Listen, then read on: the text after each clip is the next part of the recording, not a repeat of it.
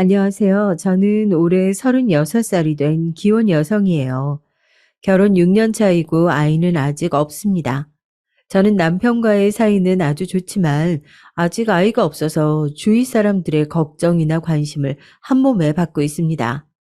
사실 저는 주변 사람들의 그런 과한 관심이 너무 싫을 때가 많아요. 하지만 어쩌겠습니까?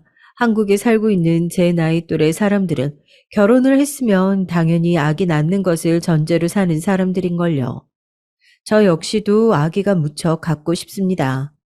그런데 제 이런 절박함을 이용해서 저에게 저주를 내리려고 한 원수 같은 사람이 있어서 최근에 많은 마음고생을 했고 이제야 겨우 떨쳐내게 되었거든요. 그래서 이 톡톡 채널을 빌려서 용기 내어 여러분들에게 제 이야기를 들려드릴까 합니다. 다른 사람의 불행을 이용해서 저주를 하는 사람이 만약 여러분이 싫어도 얼굴을 마주해야 할 가족이라면 어떤 생각이 드시겠어요? 저는 처음 이 사실을 알게 되었을 때 너무나도 무서웠어요. 사람의 악의가 이 정도로 마음을 괴롭힐 수 있는 것이구나 하는 생각을 하게 됐습니다. 그래서 제가 가장 믿을 수 있는 반려자인 남편에게 이 사실을 이야기하고 이 사람과 절연을 할 수 있도록 도와달라고 청했어요. 남편은 제 말을 듣고 당장 이 사람과 저를 떨어뜨려 놓고 앞으로도 꼭 제 편을 들겠다고 하더군요. 그래서 저는 남편과 갈라서지 않고 지금까지 사이좋게 살아올 수 있었습니다. 이 정도면 여러분들도 저를 괴롭히던 사람이 누군지 대충 짐작이 가실 거라고 생각합니다. 네, 맞아요. 그분은 바로 저의 시어머니였어요. 저는 외동아들과 결혼을 했습니다.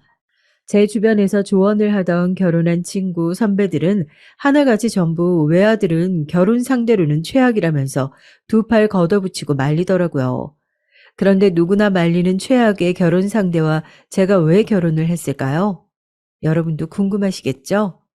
지금부터 제 험난한 결혼 스토리를 전부 들려드리도록 할게요. 사실 저는 결혼한 후 얼마 되지 않아서 친정엄마를 하늘로 떠나보내야 했습니다. 그 당시 제 친정엄마는 암 말기셨거든요. 그것도 살아날 가망이 거의 없다는 가장 최악의 폐암 말기였습니다. 제가 아직 어머니의 발병을 몰랐을 때 남편을 사귀고는 있었지만 결혼에 대한 확신은 없었어요. 하도 주변 사람들이 외아들과 결혼하지 말라고 해서 사실 제가 마음은 많이 흔들리고 있었습니다. 하지만 제 결혼은 살 날이 얼마 남지 않은 제 어머니 때문에 급하게 치러지게 됐어요. 제가 남편과 사귀기 시작한 지 100일이 좀 지났을 때 저희 어머니는 아침 밥상을 차리시다가 호흡곤란으로 쓰러져서 그대로 응급실에 가셨거든요. 응급실에서 중환자실로 여러 검사를 받고 난 후에야 어머니는 폐암 말기라는 시한부 판정을 받게 되신 것이었습니다. 그 사건으로 인해서 어머니와 아버지는 마음이 많이 약해져 계셨을 때였어요. 어느 날 친정엄마를 간병하던 아버지가 저에게 이런 말씀을 하시더라고요. 혜인아, 이 아버지가 너한테 부탁이 있다. 네 엄마가 이제 이 세상에 있을 날이 얼마 남지 않았어. 옆에서 보기만 하는데도 너무 불쌍하고 매일 눈물만 나는데 마지막으로 웃으면서 떠날 수 있게 엄마 소원 좀 들어주면 안 되니? 네 엄마 소원이 네 웨딩드레스 입는 거 보는 거란다. 이젠 내 소원이기도 하고 이 아빠가 부탁할게. 제발 지금 사귀는 그 남자와 결혼해주면 안 될까? 아, 아빠, 엄마가 그 정도로 아파요? 정말 그렇게까지 해야 된다면 어쩔 수 없지. 어머니 돌아가시기 전에 결혼할 수 있게 내가 힘써 볼게요. 남편이 싫거나 결혼 자체가 힘든 건 아니었어요. 제가 꼭 결혼이 필요하다면 남편과 하겠다고 마음먹기도 했었고, 남편에게는 결혼을 못할 정도의 큰 하자가 없었거든요. 하지만 제가 두려웠던 건 바로 시어머니였습니다. 어머니는 정말 너무나도 별난 분이었기 때문이에요. 혹시 여러분들 아침 드라마에 나오는 막장 시어머니들을 생각하고 계신가요? 아니에요. 시어머니께서는 며느리를 막 구박하고 손찌검을 하시진 않아요. 하지만 저는 그보다 더 무서웠던 게 있습니다. 시어머니는 지금도 무당을 맹신하고 계시지만 그때 당시에는 별별 이유를 대면서 저와 남편이 결혼을 못하도록 방해를 하셨기 때문이에요. 단지 그 이유가 저희들 궁합이 좋지 않아서라고 하셨습니다. 저희 어머니도 살아계실 때에 교회를 다니셨지만 재미로 점을 보러 가시는 경우는 있어서 이렇게까지 믿거나 하시지는 않으셨거든요. 그런데 시어머니는 그 무당이 정말 신이라도 되는 양 무조건 믿고 따르셨어요. 저희들 결혼하기 전 상견례를 할 때도 시어머니는 두 팔을 걷고 반대하신다면서 딱 이런 말씀을 하시더라고요. 아들, 얘랑 결혼은 무조건 안 돼. 우리 애기 동자님이 절대로 결혼시키면 불행하다고 했어. 나중에는 이혼하거나 네가 사고당하는 수가 생긴다고 말이다. 네 여자친구가 재수없는 사주로 가졌다잖니. 엄마, 말도 안 되는 소리 하지도 마세요. 요즘 21세기인데 아직도 그런 무당이니 부적 같은 소리를 하시는 거예요? 또 한 번 그런 말도 안 되는 이야기 꺼내시면 저 이 사람하고 결혼해서 엄마랑 영 끊을 거예요. 남편과 저는 다행히 미신을 믿지 않았다는 점에서 공통점이 있었어요. 그리고 자식 이기는 부모 없다는 말 덕분에 저는 남편과 무사히 결혼식을 치르게 됐습니다. 시어머니는 끝까지 반대하셨지만 시아버지께서 든든하게 아군으로 남편과 저의 결혼을 찬성하셨거든요. 아니, 당신은 점을 봐도 꼭 그런 사람 말을 믿어. 괜찮아. 우리 예비 며느리 얼마나 착하고 얌전한데. 나는 이 결혼 절대 찬성이다. 그러니 우리 며느리 기죽지 말거라. 네, 아버님, 감사합니다. 정말 막막했는데 아버님이 이렇게 든든하게 저희들 편에 서주시니까 정말 몸둘 바를 모르겠어요. 나중에 며느리 노릇 제대로 하겠습니다. 우여곡절 끝에 결혼에 성공한 저와 남편은 친정엄마 집 근처에다가 신혼살림을 차렸어요. 저희 어머니가 시험보였던 것도 이유 중에 하나지만 시어머니는 아들이 본인이 막아선 결혼을 고집 부리고 끝까지 했다고 하며 다시는 안 볼 것처럼 싫어하셨거든요. 저는 솔직히 시어머니가 저를 싫어하시든 말든 상관이 없었어요. 이쁨 받겠다는 생각은 첫 만남부터 하지도 않았거든요. 얼굴도 모르는 무당 말을 아들 며느리 말보다 더 듣는 시어머니의 성격을 도저히 이해할래야 할 수가 없었어요. 반대로 저희 어머니는 살아계실 적에 사위를 매우 마음에 들어 하셨죠. 남편은 맨날 퇴근할 때마다 맛있는 빵이나 과일을 사서 장모님 댁에 나르고 아침마다 안부도 물어봐주는 살가운 사위였습니다. 저는 그런 남편에게 너무 고마워서 나중이라도 시어머니가 아들과 화해하는 날이 있다면 저도 시어머니에게 잘해드리겠다고 말을 했었어요. 남편도 결혼하기 위해서 시어머니 말씀을 거역했지만 시어머니가 자기를 용서해주는 날이 언젠간 오겠지 하고 좀 슬픈 표정으로 웃었습니다. 저는 그런 남편을 보는 것이 안쓰럽고 미안했어요. 딱히 제가 뭘 잘못한 건 아니었지만 친정엄마 때문에 일찍 결혼을 한 이유도 있었거든요. 만약 시어머니를 설득한 후에 허락받고 결혼했으면 남편이 어머니와 대면대면하게 지낼 수도 없을 텐데 하고 생각했습니다. 친정엄마는 저의 결혼식을 보시고 몇 달 후에 돌아가셨어요. 엄마가 돌아가시기 전 우리 가족들 모두 후회가 남지 않도록 어머니와 추억을 많이 만들기 위해서 노력했습니다. 저는 주간지 기자로 일을 하고 있는데요. 엄마가 돌아가시기 전까지 재택근무를 하면서 친정에서 엄마를 간병해 드렸죠. 저는 전문적인 간병인이 아니다 보니까 어머니가 심하게 아프시기 시작하면서 거의 병원 약과 진통제 주사에 의존하게 됐어요. 밥도 제대로 못 드시는 날은 그냥 빨대로 두유나 단백질 음료만 빨아 드시게 했죠. 아버지는 새벽마다 어머니를 간병하면서 눈물로 밤을 새셨습니다. 저는 이러다가 아버지까지 쓰러질까봐 염려되어서 낮에라도 좀 쉬시라고 말씀드렸죠. 그랬더니 아버지는 고개를 가로저으며 굳은 얼굴로 말씀하셨습니다. 내가 너희 할아버지를 요양병원에다 모셨었어. 그랬더니 임종을 못 보게 됐다. 어느 날 면회를 가서 언제 돌아가실지 모르니까 잠깐 자고 생각하고 휴게실에서 자는 동안 돌아가셨다. 이번에는 절대 그런 일이 일어나지 않게 할 것이야. 내 아내 마지막 가는 길은 지켜줘야지. 그래도 아버지까지 건강이 나빠져서 쓰러지기라도 하면 어쩌시려고 그래요. 잠은 자야 사람이 괜찮아지죠. 너무 조바심 내지 마시고요. 엄마 때문에 아버지 건강 해치는 건 엄마도 절대 바라지 않으실 거예요. 그래, 알았다. 내 몸은 내가 잘 안다. 그러니 넌 걱정하지 말고 일할 거 있으면 해. 밤에는 무조건 아버지가 네 엄마 보살필 거니까. 너야말로 너무 힘들게 하지 말고 쉬엄쉬엄 간병해. 아버지의 고집에 못 이겨 저는 아버지가 일 나가시는 낮엔 어머니를 간병하고 밤에는 일을 했습니다. 남편도 친정엄마가 돌아가시기 전까지 주말에 놀고 싶어도 참고 친정엄마 곁에 있어 드렸다고 하더라고요. 요즘 이런 사위 찾아보기 힘들죠? 아직도 남편에겐 정말 감사하고 미안한 마음뿐입니다. 이런 저희 가족들의 노력들이 무색하게 어머니는 급격히 상태가 안 좋아지더니 낙엽이 하염없이 떨어지던 11월 어느 날 조용히 돌아가셨어요. 친정엄마의 장례식장에 끝내 시어머니는 오시지 않았습니다. 시아버지는 장례식 첫날 달려오셔서 저를 위로해 주시고 가셨고 남편과 저는 3일 밤낮을 장례식장에서 보냈어요.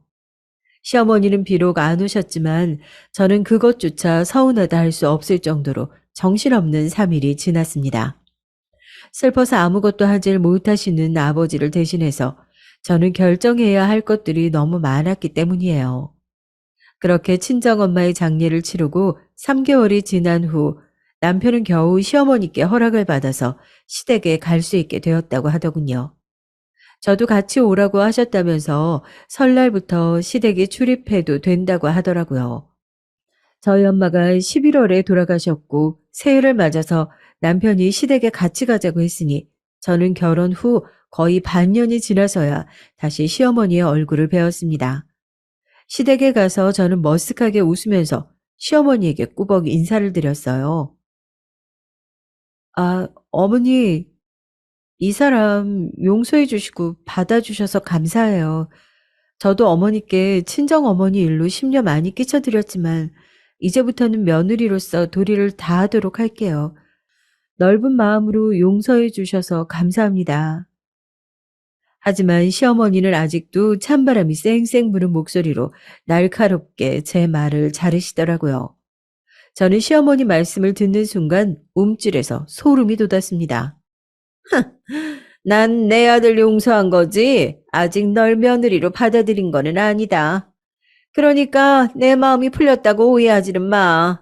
자식이 말을 안 들어도 엄마는 용서해 줄 수 있지만 우리 애기 동자님 말 안 듣는 건 언제든지 그 벌이 내릴 거니까 너도 각오하고 있도록 해. 동자님이 너한테는 심벌을 내릴 거라고 하셨거든. 엄마, 이런 말씀 안 하시기로 했잖아요. 제가 제발 부탁드릴게요. 저만 용서해준다 하지 마시고 이 사람도 받아주세요. 네? 그럼 엄마가 그렇게 맹신하는 애기 동자 말 듣고 이미 결혼한 우리가 갈라서야 돼요? 제발 좀 정신 차리세요. 네? 남편이 당황해서 시어머니 말을 잘랐지만 어머니는 당당히 그 저주를 저한테 내리시더라고요. 그 말을 듣는 순간 너무 찝찝해서 한겨울인데 소름이 오싹 끼쳤습니다. 시아버지께서도 저에게 미안한 표정으로 네가 좀 참으라고 하시더라고요. 어머니는 가족들보다 그 무당말을 더 믿는다고 하면서 설 연휴 동안에 웬만하면 저와 어머니를 안 마주치게 신경을 써주셨습니다. 시댁에서 그렇게 무서운 새해 첫날을 보내고 저는 다시 친정집으로 돌아왔어요. 저희 집은 어머니가 교회 다니셔서 제사는 지내지 않거든요. 어머니가 유언으로 나무 밑에 묻은 수목장만 해달라고 하셨기에 어머니가 계신 나무 밑에 아버지와 함께 다녀왔습니다. 남편이 운전을 하고 저는 뒷자리에서 아직도 슬퍼서 눈물을 보이시는 아버지를 열심히 위로해 드렸어요. 제가 새해 첫날부터 시어머니께 저주를 들었다는 말은 당분간 아버지에게 함구하기로 했습니다. 안 그래도 시어머니를 별로 마음에 안 들어 하시는 아버지가 그 얘기를 들어서 좋을 게 하나도 없었어요.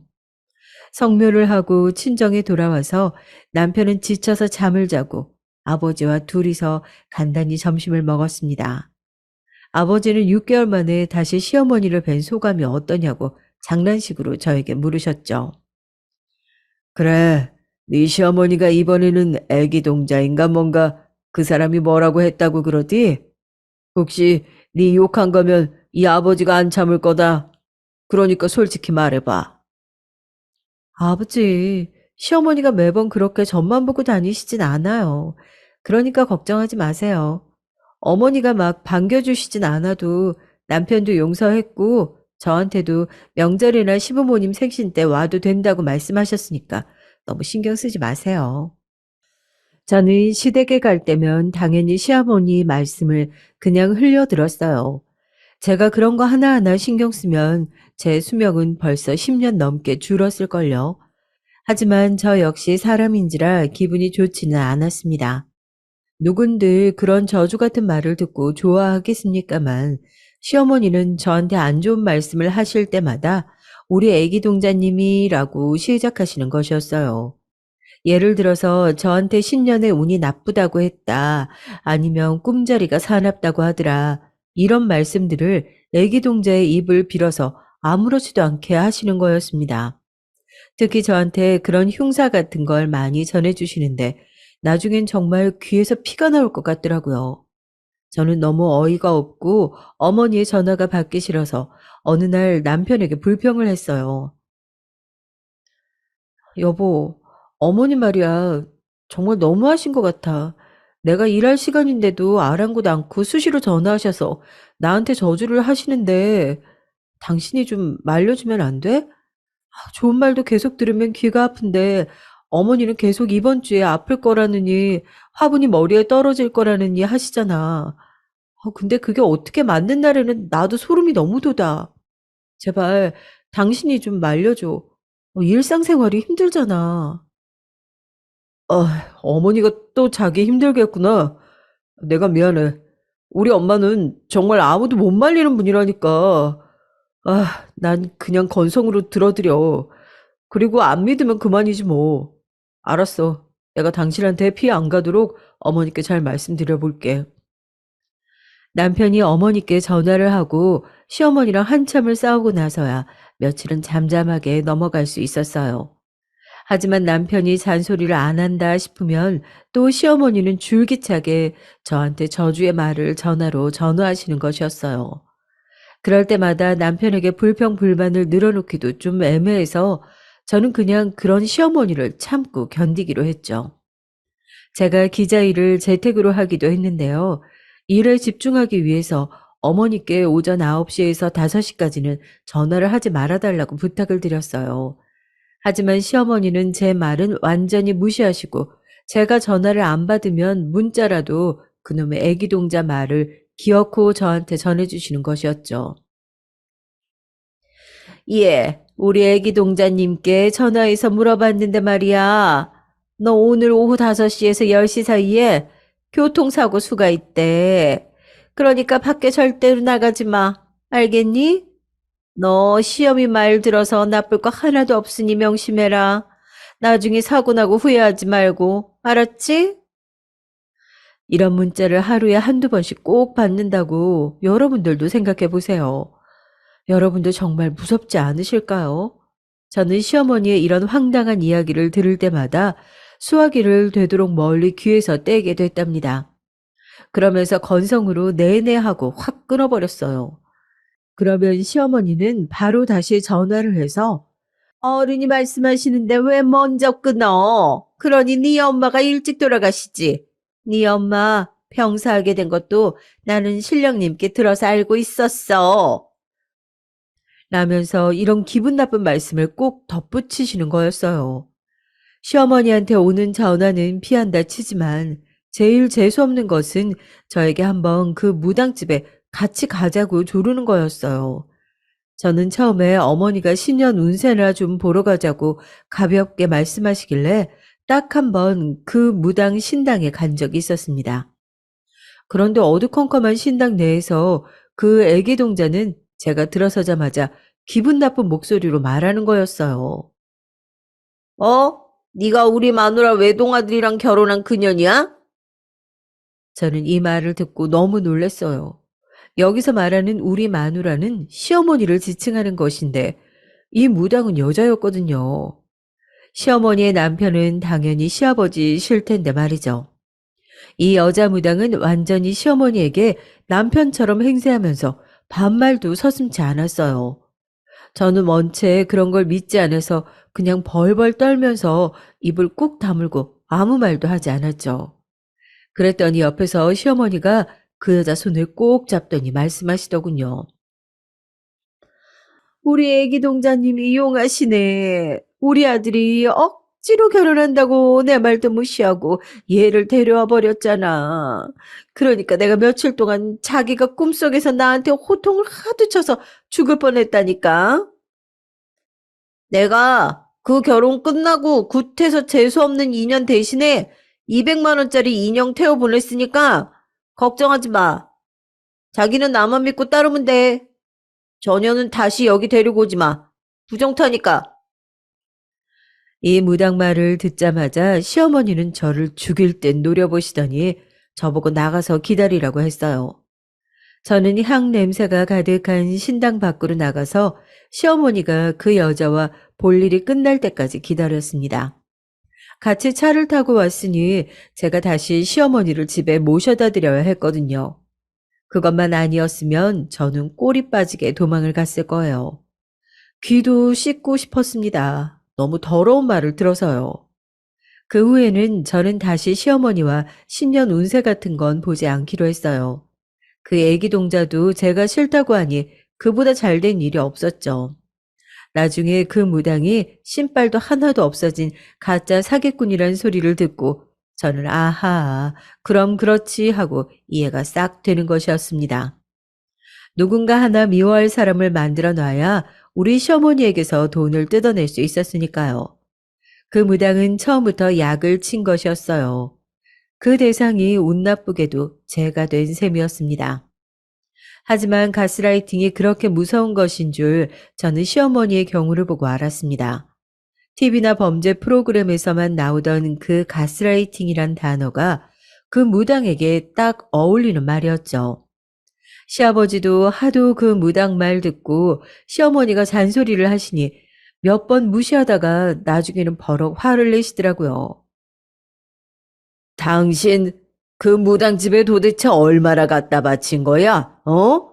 그냥 재미로 보라고 재미로. 당신이 친구들이 없어, 가족들이 없어. 근데 왜 그런 이상한 여자한테 의지를 하는 거야? 정말 다시 한번 우리 며느리한테 못된 소리 하면 나 당신하고 황혼 이혼이라도 할 거니까 그런 줄 알아. 사람이 길이 아니면 가질 말아야지. 에이, 참나. 당신, 지난달에 내 말 무시했다가 길거리에서 넘어져서 발목 삐었잖아. 내가 다칠 수가 있으니까 나가지 말랬지. 근데 말 안 듣고 다치더니 꼴 좋다고 내가 했어, 안 했어? 우리 동자님 용한 건 이 동네 사람들이 다 알아. 뭘 알고 헛소리를 해야지.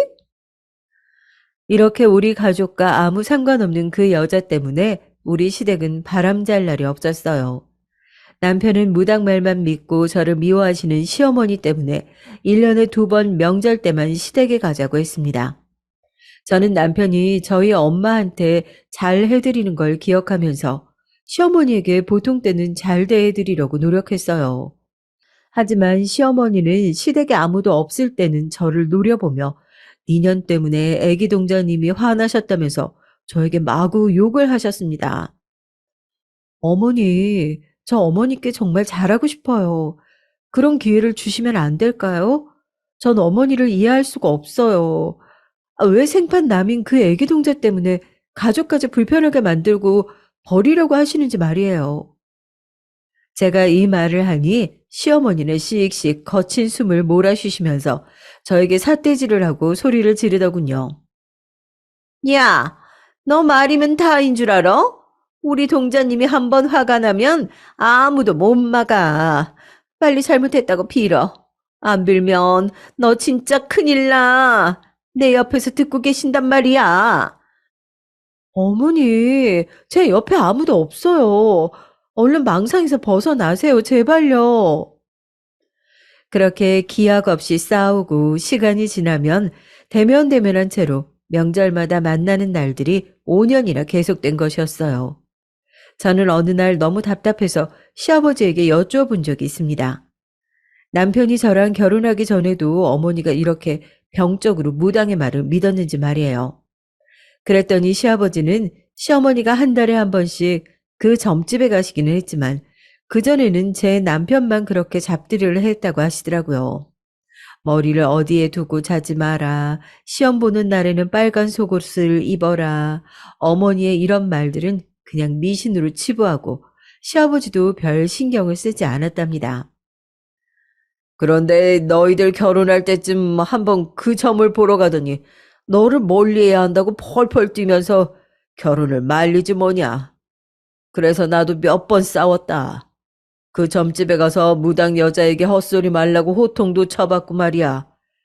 하지만 다음 달에 네 시어머니가 사정사정하고 빌어서 액땜을 했다나 하더라고.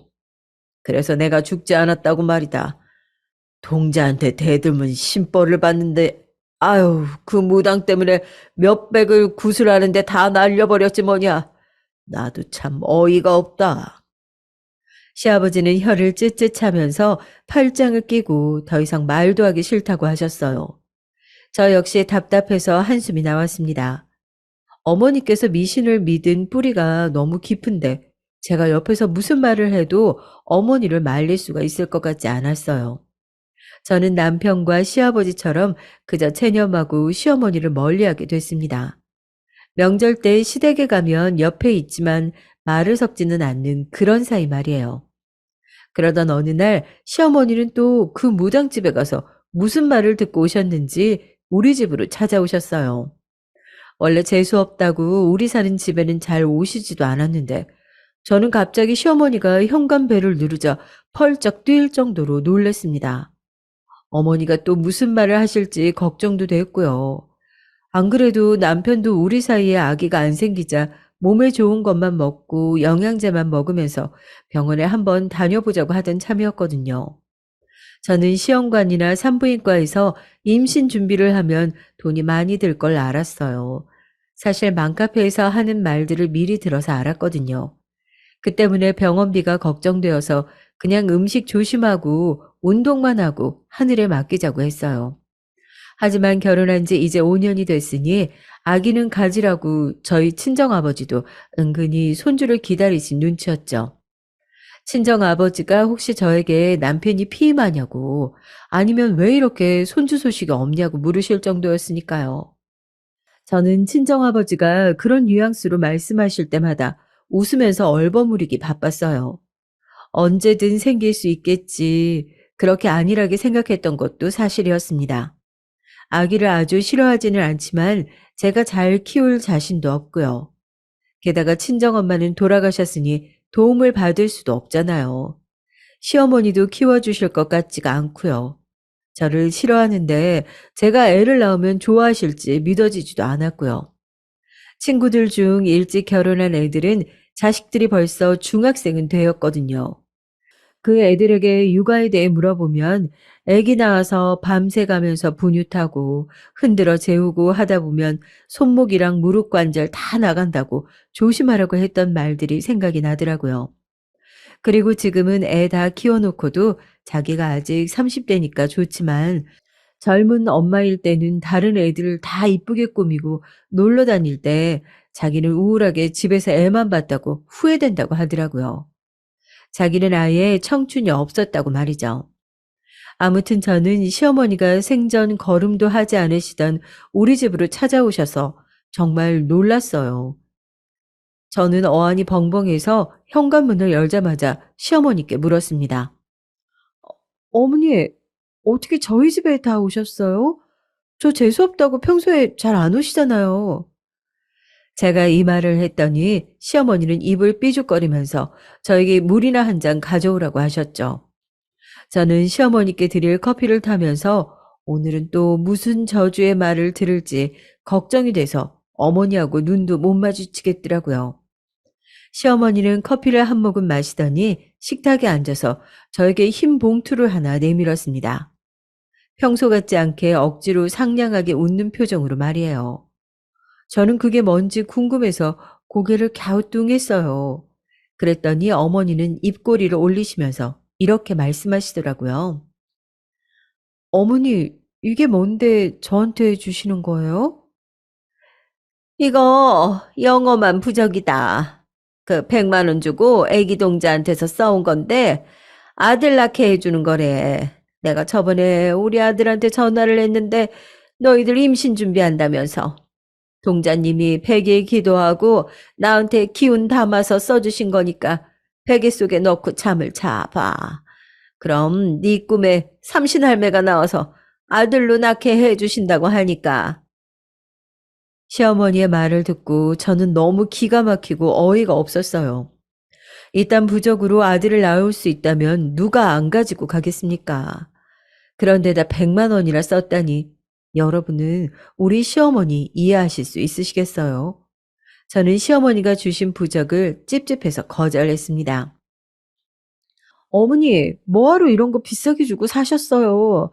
저희 운동하고 영양제 먹고 하면 애기 가질 수 있을 거래요. 그래도 애기 안 생기면 산부인과 가서 시험관이라도 할게요. 그러니까 그 부적은 그냥 가지고 돌아가세요. 저 정말 그런 거 안 믿어요. 그랬더니 시어머니는 억지로 웃었던 얼굴을 싹 지우고 점점 얼굴이 험악하게 일그러졌습니다. 시어머니는 팔을 휘두르면서 저에게 소리를 지르셨어요. 그 고함 소리가 어찌나 크던지 저는 고막이 터질 것 같아서 귀를 막아야 할 정도였습니다. 그러니? 너랑 내가 상극이라는 게야. 어른이 무슨 말을 하면 내내 하고 고분고분한 맛이 없어 너는, 어? 아무튼 우리 아들 몰래 네 베개 속에 넣고 자야 돼. 그래야 동자님이 아기 점지를 해주실 거니까. 이거 버리면 신벌 받으니까 그런 줄 알고. 알겠어? 어? 시어머니 이제 갈 테니까 나오지 마. 제가 뭐 대답을 하기도 전에 어머니는 도망치듯이 문을 쾅 닫고 저희 집에서 나가셨습니다. 왠지 수상하기는 했지만 그래도 평소 저를 탐탁지 않던 어머니가 선물로 주신 거라니 찝찝해도 한번 넣고 자보자고 생각했어요. 그때까지만 해도 저는 시어머니가 저한테 거짓말을 한 것이라고는 생각도 못했습니다. 그저 아기가 들어서게 하는 부적이라니 가볍게 생각했던 것 같아요. 남편에게 말하면 영험한 기운인가 뭔가가 없어진다고 하니 어머니가 오셨다는 이야기도 하지 않았어요. 남편은 피곤하다고 하면서 저녁을 먹자 씻고 골아 떨어져 버렸습니다. 저는 남편 몰래 시어머니께 받은 부적이 든 흰 봉투를 베개 속에 넣었어요. 그리고 남편에게 등을 돌리고 잠이 들었습니다. 그런데 그날 밤 저는 아주 무서운 꿈을 꾸게 됐어요. 제가 안 믿던 부적 때문이었는지 몰라도 저는 식은땀까지 흘리면서 꿈에서 깼습니다. 가슴 한편이 통증으로 꾹꾹 눌리는 것 같았어요. 저를 사시나무 떨듯이 떨게 했던 그 꿈 내용은 바로 이런 것이었습니다. 꿈속에서 저는 안개가 쌓인 산길을 걸어가고 있었어요. 산이 너무 험하고 낮은데도 안개가 짙어서 발밑조차 안 보일 정도였죠. 정말 어딘가에서 귀신이 나와도 이상하지 않을 정도로 으스스한 산길이었습니다. 저는 왠지 무서워서 눈물을 흘리면서 얼른 이 산속에서 벗어나려고 발버둥을 쳤어요. 하지만 산속에서 길을 잃고 같은 곳만 뱅뱅 도는 것이었죠. 불안한 마음을 안고 계속 산길을 내려가고 있는데 커다란 버드나무에 칭칭 감긴 새끼줄이 있었습니다. 그 옆에는 다 쓰러져가는 초가집이 있었고요. 저는 잘 됐다고 생각해서 그 초가집 안으로 들어갔어요. 너무 힘들어서 조금만 쉬었다 가고 싶었거든요. 초가집은 아주 허름했지만 방 안에는 화려한 비단 이불이 깔려 있었습니다. 저는 그게 이상한 꿈인 것은 알고 있었어요. 하지만 산속을 헤매느라 너무나 지쳐서 이불 속에 들어가 스르르 잠이 들었죠. 그런데 제 옆에서 자꾸 바스락거리는 소리가 나는 거예요. 꿈속에서도 그 소리가 들리자 신경이 쓰여서 깊이 잠을 잘 수가 없었죠. 그 소리를 애써 무시하고 계속 잠을 청했는데 그 바스락거리는 소리가 귓가에서 더 크게 들리더니 바람이 문 밖에서 휙 불어 창호지를 뚫어버렸어요. 저는 그 상황이 너무 무서워서 벌떡 일어나 외쳤습니다.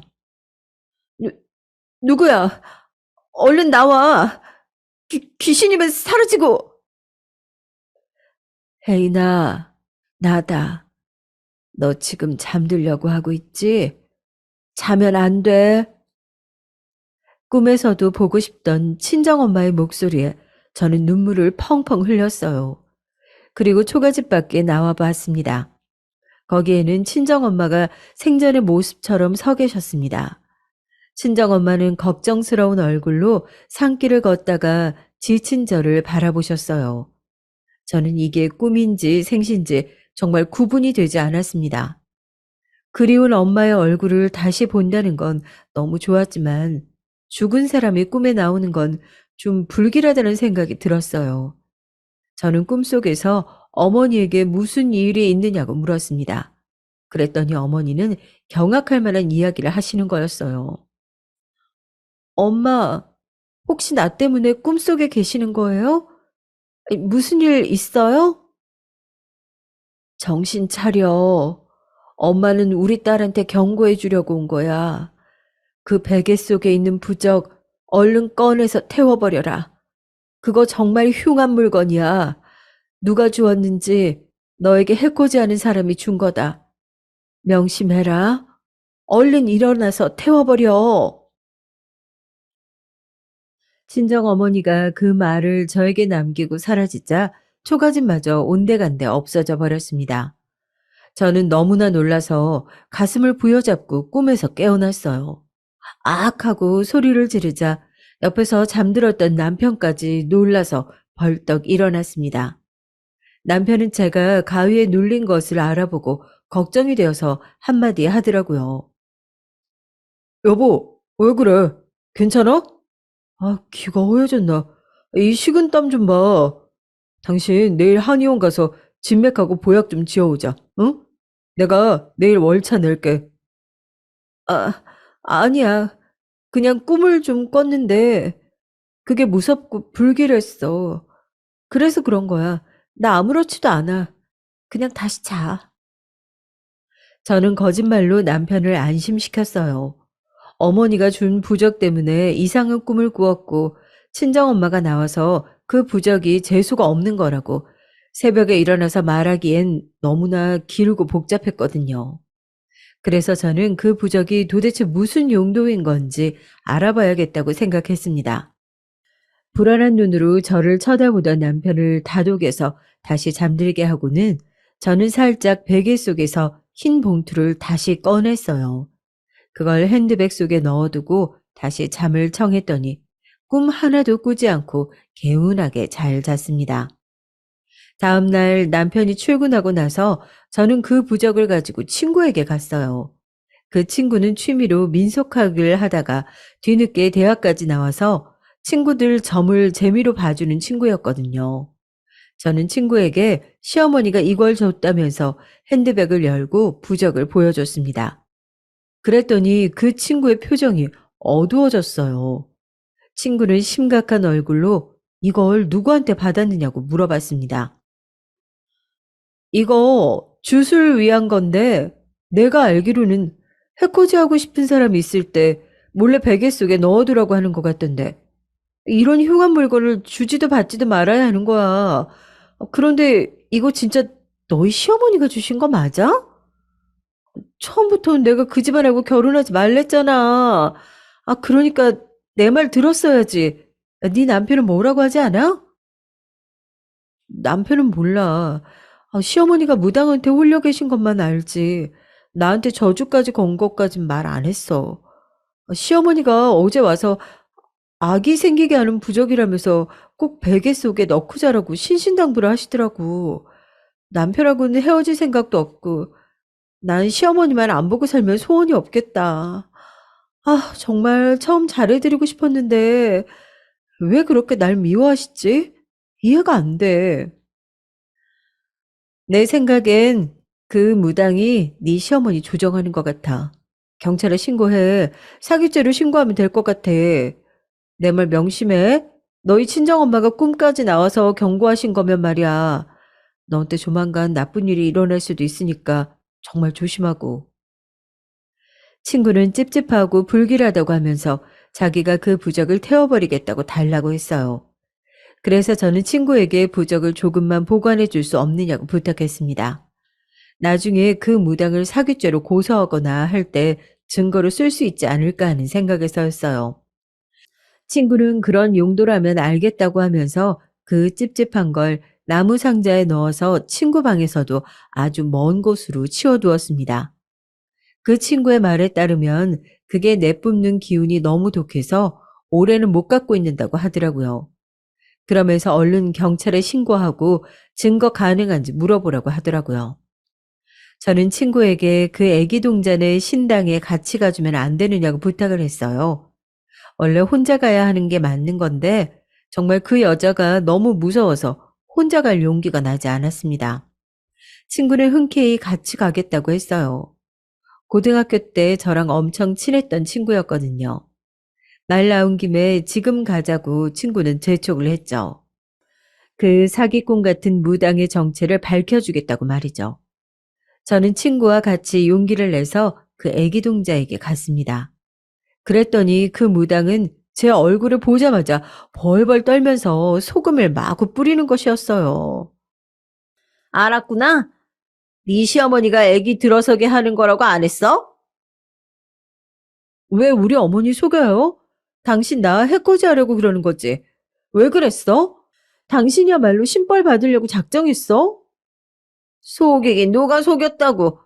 네 시어머니가 너가 임신할 거라고 하면서 애기 사산시키는 걸로 주문한 건데 네 시어머니는 너가 애기 갖는 거 원하지 않아. 그리고 기어이 니년을 아들하고 이혼시킬 거래. 뭘 알고 그런 소리를 하는 거야? 나도 너 같은 며느리 싫다. 그러니까 썩 나가. 무당은 제 머리채를 잡아 질질 끌면서 친구랑 저를 내쫓아 버렸어요. 신당 밖에 나온 친구는 별말 없이 휴대폰으로 녹음한 그 신당에서의 대화를 들려주었습니다. 이 정도면 신고해도 되겠다고 하면서 말이죠. 그리고 무당이 제 머리채 잡고 저를 모욕한 것에 대해서도 기꺼이 증언해 주겠다고 했습니다. 그 길로 저희는 무당집에서 가까운 파출소로 직접 가서 그 나쁜 여자를 신고했고 조사를 부탁했어요. 경찰관은 녹음 파일을 듣더니 금전적으로 부적값에 대한 영수증이 있어야 사기죄로 집어넣을 수 있다고 하면서 곤란한 표정을 지었습니다. 친구와 저는 크게 실망을 했어요. 그래서 경찰에게 협박이나 모욕죄, 머리채를 잡았으니 폭행죄로 구속은 안 되느냐고 물었어요. 그랬더니 그런 사람들 구속시키기엔 강도가 너무 약하다는 것이었죠.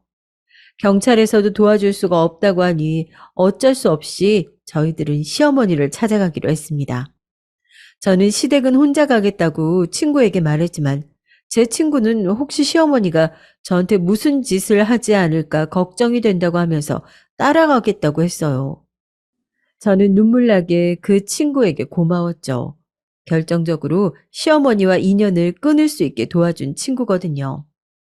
시댁을 찾아가니 시어머니는 눈살을 찌푸리면서 저를 반기지 않으셨습니다. 여기는 왜 왔느냐면서 얼른 쫓아낼 분위기를 풍기자 저는 다시 주눅이 들어 아무 말도 못했어요. 그러자 제 친구가 저 대신 나서서 반박을 했습니다. 이미 그 무당집에 가서 다 알고 왔다. 왜 이런 흉한 부적을 임신할 수 있는 거라고 속였느냐고요. 그랬더니 시어머니는 코웃음을 치면서 소리를 버럭 지르셨어요. 말했잖니. 난 너한테 내 아들 씨를 낳게 하고 싶지가 않아. 네가 싫은데 어떻게 그 애를 손주라고 봐줘? 난 너 며느리로 인정 안 한다고. 그러니까 얼른 나가. 시어머니가 미친 듯이 날뛰면서 오히려 성을 내자 꾹 눌러오던 저도 더 이상은 참을 수가 없겠더라고요. 팔짱 끼고 저 대신 싸워주던 친구에게 진정하라고 말한 다음 저는 시어머니에게 다가가 어머니의 뺨을 한 대 쳤습니다. 그랬더니 친구도 시어머니도 눈을 휘둥그레 뜨고 놀랐어요. 시어머니는 멍하게 부은 뺨을 붙잡고 잠시 서 계시더라고요. 제가 그랬다는 걸 믿을 수 없으신 것 같았습니다. 그러다 어머니는 순간 마구 소리치며 제 멱살을 잡으셨어요. 어떻게 네가 감히 얼음 뺨을 올려붙여? 니년이 정말 미쳤구나. 너도 한 대 맞아볼래? 네, 때리세요. 저는 이렇게라도 해서 어머니랑 영 끊을 수 있으면 좀 두들겨 맞아도 돼요. 어머니도 제가 이렇게까지 할 수밖에 없는 이유를 아시잖아요. 그 무당 진짜 어머니 조종하고 있어요. 어머니 지금 사기꾼에게 놀아나고 계시거든요. 제발 정신 좀 차리세요. 망상 그만하시라고요. 시어머니는 입을 닥치라고 크게 소리를 지르면서 제 머리채를 잡고 막 흔들었습니다. 그 친구는 제가 머리채 뽑히는 순간을 동영상 증거로 남겨놓았고요. 아주 정확하게 시어머니가 제 멱살을 잡는 순간부터 찍었더라고요. 저는 그 친구에게 정말 잘했다고 나중에 술 한 잔 샀습니다. 그것만으로는 성에 안 찼는지 시어머니는 분에 못 이겨 씩씩거리면서 제 얼굴에 식탁에 있던 물잔을 뿌렸어요. 그리고 휴대폰 영상을 찍던 친구에게도 그만 찍으라고 소리 지르면서 핸드폰을 뺏어서 휙 내던져 버리셨죠. 그 바람에 친구의 휴대폰 액정이 깨지고 말았어요. 친구는 정말 어이가 없어서 제 시어머니에게 기물파손죄로 고소하겠다고 날뛰었습니다. 이렇게 시댁이 한바탕 난리가 난 상황에서 바둑을 두고 오셨던 시아버지가 나타나신 것이었어요. 시아버지는 시어머니가 제 머리채를 붙들고 있는 것을 보시고 극대노를 하셨습니다. 당신 이게 무슨 짓이야? 왜 며느리 머리채를 잡아? 당신 정말 정신 나갔어? 아니, 인연이 먼저 내 뺨을 때렸다고. 그래서 내가 그런 거지. 나 억울해. 시어머니 말씀이 맞는 말이지만 시아버지는 도무지 어머니를 믿지 않았습니다. 착한 며느라기가 그럴 리 없다고 하면서 무조건 제 편이라며 저를 시어머니에게서 떼어놓고 사태를 수습했어요. 저는 산발한 머리채를 쓸어내리며 시아버지께 침착하게 제가 먼저 어머니를 때린 게 맞다고 했어요. 하지만 저도 이유가 있었다고 시아버지께 그동안 시어머니가 저에게 하셨던 일들을 다 말씀드렸습니다. 그랬더니 시아버지는 시어머니가 뺨 맞을 행동을 했다고 하시면서 제 편을 들어주시더라고요. 세상 어느 부모가 며느리한테 몸과 정신이 잘못되는 저주부적을 갖다 주겠느냐고 시어머니께 미친 듯이 화를 내셨습니다. 당신, 당장 그 무당이랑 인연 끊고 그 여자 고소해. 안 그러면 나 당신이랑 정말 이혼할 거야. 당신 하나 때문에 이 집안이 이게 뭐야, 어? 어떻게 봐도 그 무당년이 당신 호구 잡아서 돈 뜯어내고 있는 거잖아. 우리 불쌍한 며느리가 그 대상인 거고 말이야. 절대 이번에는 용서 못하니까 얼른 다 정리하고 와. 아니면 집에 들어올 생각도 하지 말고. 시아버지는 본인이 저지른 짓에 책임을 지라고 시어머니의 등을 밀어 시댁에서 내쫓아 버리셨어요. 친구는 옆에서 저에게 눈을 찡긋하더니 시아버지께 그 부적의 정체에 대해서 자세하게 이야기해 드렸습니다. 그 말을 듣고 시아버지는 정말 시어머니께서 정신이 나간 것 같다며 저한테 머리 숙여서 사과를 하시더라고요. 저는 시아버지의 잘못은 아니라고 그러지 마시라고 얼른 말렸습니다. 하지만 시아버지는 진심으로 눈물까지 보이시면서 저에게 미안하다고 하셨어요. 집안의 어른으로서 시어머니를 제대로 단속 못하고 있었던 시아버지의 잘못이 크다고 눈물을 흘리며 저에게 사과하시더라고요. 그 모습을 보는데 저는 또 시아버지가 짠해서 눈물이 나오더라고요. 저는 남편에게 전화를 해서 퇴근은 시댁으로 하라고 했습니다. 그랬더니 남편은 또 놀라서 저에게 물었어요. 당신 명절 때도 아닌데 왜 거길 가 있어? 어머니가 당신한테 싫은 소리 하실 거 아니야. 그냥 집으로 와. 애비냐, 오늘 우리 집에서 난리가 났었다. 너한테도 의논해야 하는 일이니까 며느리 말대로 우리 집으로 퇴근해라. 시아버지가 저 대신 남편과 통화를 마무리하고 끊어주셨어요. 친구는 그제야 웃으면서 다음에 보자고 하면서 집으로 돌아갔습니다. 저는 친구의 깨진 휴대폰을 고칠 돈을 배상해주고는 정말 고맙다고 손을 잡으면서 다음에 꼭 밥 사겠다고 했어요. 친구가 돌아간 후 남편이 반차를 쓰고 시댁으로 달려왔습니다. 도저히 궁금해서 퇴근 시간을 기다릴 수가 없었다나요? 저는 친구가 카톡으로 보내준 무당과의 대화 녹음 파일을 들려줬어요. 제가 이미 경찰에 신고는 했어요. 하지만 영수증 같은 게 없다고 사기죄는 성립이 안 된다고 하더라고요. 예, 그거라면 걱정 마라. 내가 예전에 그 무당한테 억지로 구탄 돈 돌려받을 때 받아둔 각서랑 영수증도 갖고 있고, 네 시어머니 통장 내역 보면 그년 이름으로 입금한 흔적도 있을 게다. 내 이 미친 무당년을 꼭 고소해버릴 거야. 우리 어머니도 그 무당한테 속고 계셨던 거예요? 아, 이번에는 어머니 정신 좀 차리시겠죠? 꼭 그렇게 됐으면 좋겠네요.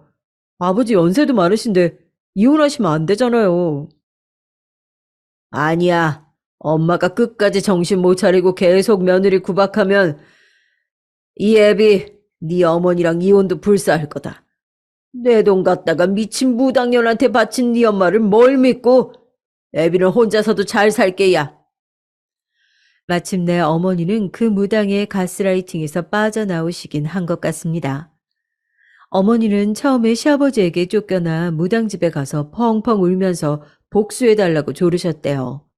하지만 그 무당이 자기가 신발 떨어진 걸 비밀로 한 사실을 알자마자 돌변하셨다고 하더라고요. 어머니는 그 몹쓸 무당의 가스라이팅에 당해 괜히 저를 미워한 것 같다고 미안해 하셨어요. 하지만 저는 어머니가 그동안 제게 한 짓을 잊을 수가 없더라고요. 제가 마음이 풀리면 찾아뵙겠다고 했고 아직까지 어머니와 대면을 하지 않고 있습니다. 시아버지는 그 무당과 연을 끊어 이혼은 면했다면서 앞으로 다시는 점 따위는 보러 가지 말라고 확실히 시어머니를 단속하셨답니다. 남편도 저한테 시어머니가 보낸 문자나 카톡 사진 등 저주의 흔적을 보고는 시어머니랑 연을 끊어도 할 말이 없다고 너무나도 미안해 하더라고요. 그동안 왜 이야기하지 않았냐고 하면서요. 그래서 저는 남편과 헤어지고 싶지 않아서 참았다고 했어요. 그리고 제 친정 아버지께서는 절대 비밀로 해달라고 했고요. 친정 아버지가 아시게 되면 남편하고 사이가 안 좋아질 것이 뻔했으니까요. 이제껏 장인이랑 사위 사이가 나쁘지 않았는데 괜히 긁어부스럼 만들 필요는 없는 것 같아서 말이죠. 다행히 그 무당만 사기죄로 구속이 됐습니다. 벌금 몇 천만 원 내고 풀려났다는 소식은 들었는데 그 동네에서 더 이상 신당은 못하게 되어 어디론가 사라졌다고 하더라고요. 또 어딜 가서 사기를 치고 다닐 건지 걱정이 되긴 합니다. 여러 우여곡절은 있었지만 그래도 끝이 좋게 마무리되어 다행인 것 같아요. 그냥 내 인생의 액땜은 이것으로 끝났으면 좋겠네요. 그리고 꿈에서 저에게 경고해 주신 친정 엄마에게 감사합니다. 친정 엄마 덕에 그 무서운 부적의 저주를 피할 수 있었으니까요. 여러분, 제 사연은 여기까지입니다. 따뜻한 연말 되시길 바랄게요. 긴 글 읽어주셔서 감사합니다. 안녕하세요. 올해로 벌써 결혼 8년 차에 접어든 30대 초반의 전업주부입니다. 젊은 나이에 비해 결혼한 지 꽤 되어 요즘 시대에 맞지 않게 일찍 시집을 갔구나, 혹시 사고라도 친 것인가 의아해 하는 분들이 있으실 거라 생각돼요. 예상하신 대로 전 23살이라는 어린 나이에 지금 남편과 속도 위반으로 임신을 하게 되어 이른 나이에 시집을 오게 됐습니다. 하지만 그 밖에도 사정이 있었는데요. 세상에 사연 하나 없이 살아가는 사람 없다고 하죠. 저 또한 지금껏 살아오며 여러 가지 일들이 있었지만 최근에 이렇게 사연을 보낼 만큼 기가 막힌 사건이 있었기에 용기 내어 제 얘기를 써보려고 합니다. 우선 저는 보육원 출신이에요. 누구나 그렇듯 처음부터 저에게 부모가 없던 건 아니었죠. 저희 집은 제가 태어났을 때부터 찢어지게 가난한 집안이었습니다. 가난이 가난을 물려준다는 말 있죠. 저희 집이 딱 그런 케이스였어요. 제 아버지는 할아버지의 막대한 빚을 갚으려 하루도 쉼 없이 일을 해야 했고, 엄마도 다를 바 없이 밤낮으로 일을 해야만 했습니다. 그런 가난한 집안에 장녀로 태어나 4살 터울의 여동생을 두고 있었고, 하루하루 밤낮으로 일을 하시는 부모님을 대신해 동생을 보살피고 살뜰히 챙기며 힘겹게 살아가고 있었어요. 그러다 제가 10살쯤 될 무렵 아버지는 끝없는 가난에 참다 못해 술을 찾게 된 것인지 날마다 술에 잔뜩 취해 밤 늦게 들어왔고, 어느 날부터는 술에 취해 들어오는 날이면 엄마를 폭력하기 일쑤였습니다. 그렇게 저희 가정에 불화가 일어나기 시작했어요. 부모님은 매일같이 다투었고, 오래된 방 2칸짜리 빌라에 살던지라 방음도 잘 되지 않았기에 밤마다 시끄럽다며 이웃 주민들에게 민원도 끊임없이 받았었죠. 그래도 옆집 사시는 아주머니는 그러한 저희 집안 사정을 어느 정도 아시곤 저와 동생을 가엽게 여겨주셨어요. 하지만 저희 사정을 잘 모르던 주민들은 저희 집에 종종 찾아와 조용히 해달라는 말을 했었죠. 그럴 때마다 서로에게 삿대질하며 싸우기 바빴던 부모님을 대신해서 제가 고개를 조아리며 사과했고, 어렸던 동생은 제 치맛자락을 붙잡으며 울어댔어요. 그뿐만이 아니었습니다. 하루는 술에 잔뜩 취한 아버지가 온 집안의 물건들을 엄마에게 던져 깨뜨리는 바람에 저와 6살 배기 동생도 살갗이 보이는 곳곳에 유리 조각이 튀어 베었고, 엄마는 더 큰 상처를 입게 됐죠. 이후로도 아버지의 도를 넘는 폭언과 폭력은 계속됐습니다. 결국 제가 11살이 되던 해에 아버지는 그나마 하던 일까지 관두며 하루 종일 술만 마셔댔고, 엄마가 은행인 것 마냥 돈 내놓으라며 하루 종일 죽어라 뛰어다녀 고생해서 벌어온 엄마의 푼돈도 뺏어가기 일쑤였습니다. 그 때문에 저는 남들 다 가는 학원은 고사하고 학교에서 챙겨오라는 준비물도 돈이 없게 사갈 수가 없어서 빼먹은 적도 수두룩 했었어요. 엄마는 그런 저와 동생에게 항상 미안하단 말뿐이었고, 그 악몽 같은 순간들을 저와 동생을 보며 참으셨죠. 그러던 어느 날 학교를 마치고 집으로 갔는데 아버지는 이미 술에 잔뜩 취해 있었고, 평소 저나 동생은 때리지 않던 아버지가 저보다 먼저 집에 귀가한 동생을 술주정 때문인 건지 아니면 동생이 대들기라도 한 건지 무슨 이유에선지 모르겠지만 그 어린 동생을 사정없이 때리고 있었고, 그 광경을 지켜본 저는 달려가 아버지를 말렸어요. 아버지, 그만하세요. 그러다 이내에 저에게도 손찌검을 하시더라고요. 그날 입가가 다 터지도록 아버지에게 먼지나게 맞았답니다. 고작 동생을 때리는 아버지를 말렸다는 이유 하나만으로요. 그 당시 엄마는 항상 낮에 일을 끝내고 밤에 또 다른 일을 하러 가기 전에 잠시 집에 들러 가족들이 먹을 저녁상을 차려놓고 가셨고, 그날도 어김없이 낮에 일을 끝내고 집에 왔었습니다. 장이라도 봐온 건지 한 손에는 검은 비닐봉지에 갖은 재료들이 잔뜩 들어져 있었고, 저와 동생이 잔뜩 얻어맞아 머리가 산발이 된 채로 뻗어 있는 모습을 보시고는 들고 있던 비닐봉지를 그대로 떨구셨죠. 그리고 이내 엄만 저희 옆에서 태평하게 앉아 텔레비전을 보는 아버지에게 다가가 아버지의 뺨을 때리셨어요. 그 당시 아버지에게 맞은 터라 정신이 혼미했지만 그 장면만큼은 확실히 보였고, 아직까지도 제 기억 속에 잊혀지지 않은 채 선명히 자리 잡고 있습니다. 아버지가 엄마를 때린 적은 많았지만 엄마가 아버지를 때린 적은 없었거든요. 이후 아버지는 화를 참지 못했는지 험한 말들을 퍼부어대며 엄마의 머리채를 잡고는 화장실로 끌고 갔고, 곧 쿵 하는 소리가 들렸죠. 그 소리에 혹시나 엄마가 잘못되기라도 하는 건 아닌지 놀라 화장실로 가봤더니 제 예상과는 달리 쓰러져 계신 건 아버지였어요. 아버지가 쓰러져 있던 머리 쪽에는 피가 흥건히 흐르고 있었고, 전 제 뒤에 이어오는 동생에게 더 이상 오지 못하게 부여잡고는 화장실에서 등을 진 채 온품으로 감싸곤 눈을 가려줬어요. 어린 동생이 아버지가 피를 흘리며 쓰러진 모습을 보지 못하게 말이에요. 이후 아버지가 살았는지 죽었는지 도대체 어떻게 된 것인지 알 수 없었습니다. 그 일이 있고 난 뒤 저와 동생을 잠시 옆집에 맡겨두었던 엄마는 하루가 지나서야 저희 자매를 찾아왔고 아버지에 관해 물어도 아무런 답을 해주지 않으셨거든요. 지금와 짐작을 해보자면 아버지는 그날 일어설 수 없을 정도로 크게 다치셨거나 혹은 세상을 떠나시게 되어 엄마가 일부러 대답을 회피한 것이 아닌가 하는 생각이 들더라고요.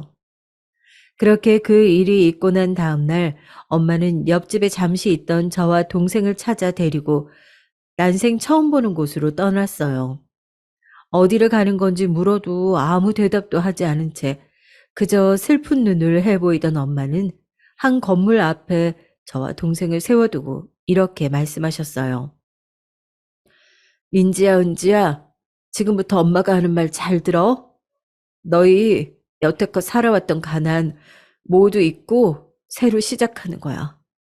엄마도 아빠도 모두 잊고 이곳에서 새롭게 시작해. 민지가 언니니까 은진 잘 챙겨주고 앞으로는 민지가 엄마 대신이라는 거 잊지 마. 저는 그 말을 듣는데 비록 11살이라는 어린 나이임에도 알 수 있었어요. 엄마가 저와 동생을 버리려고 하는 것을요.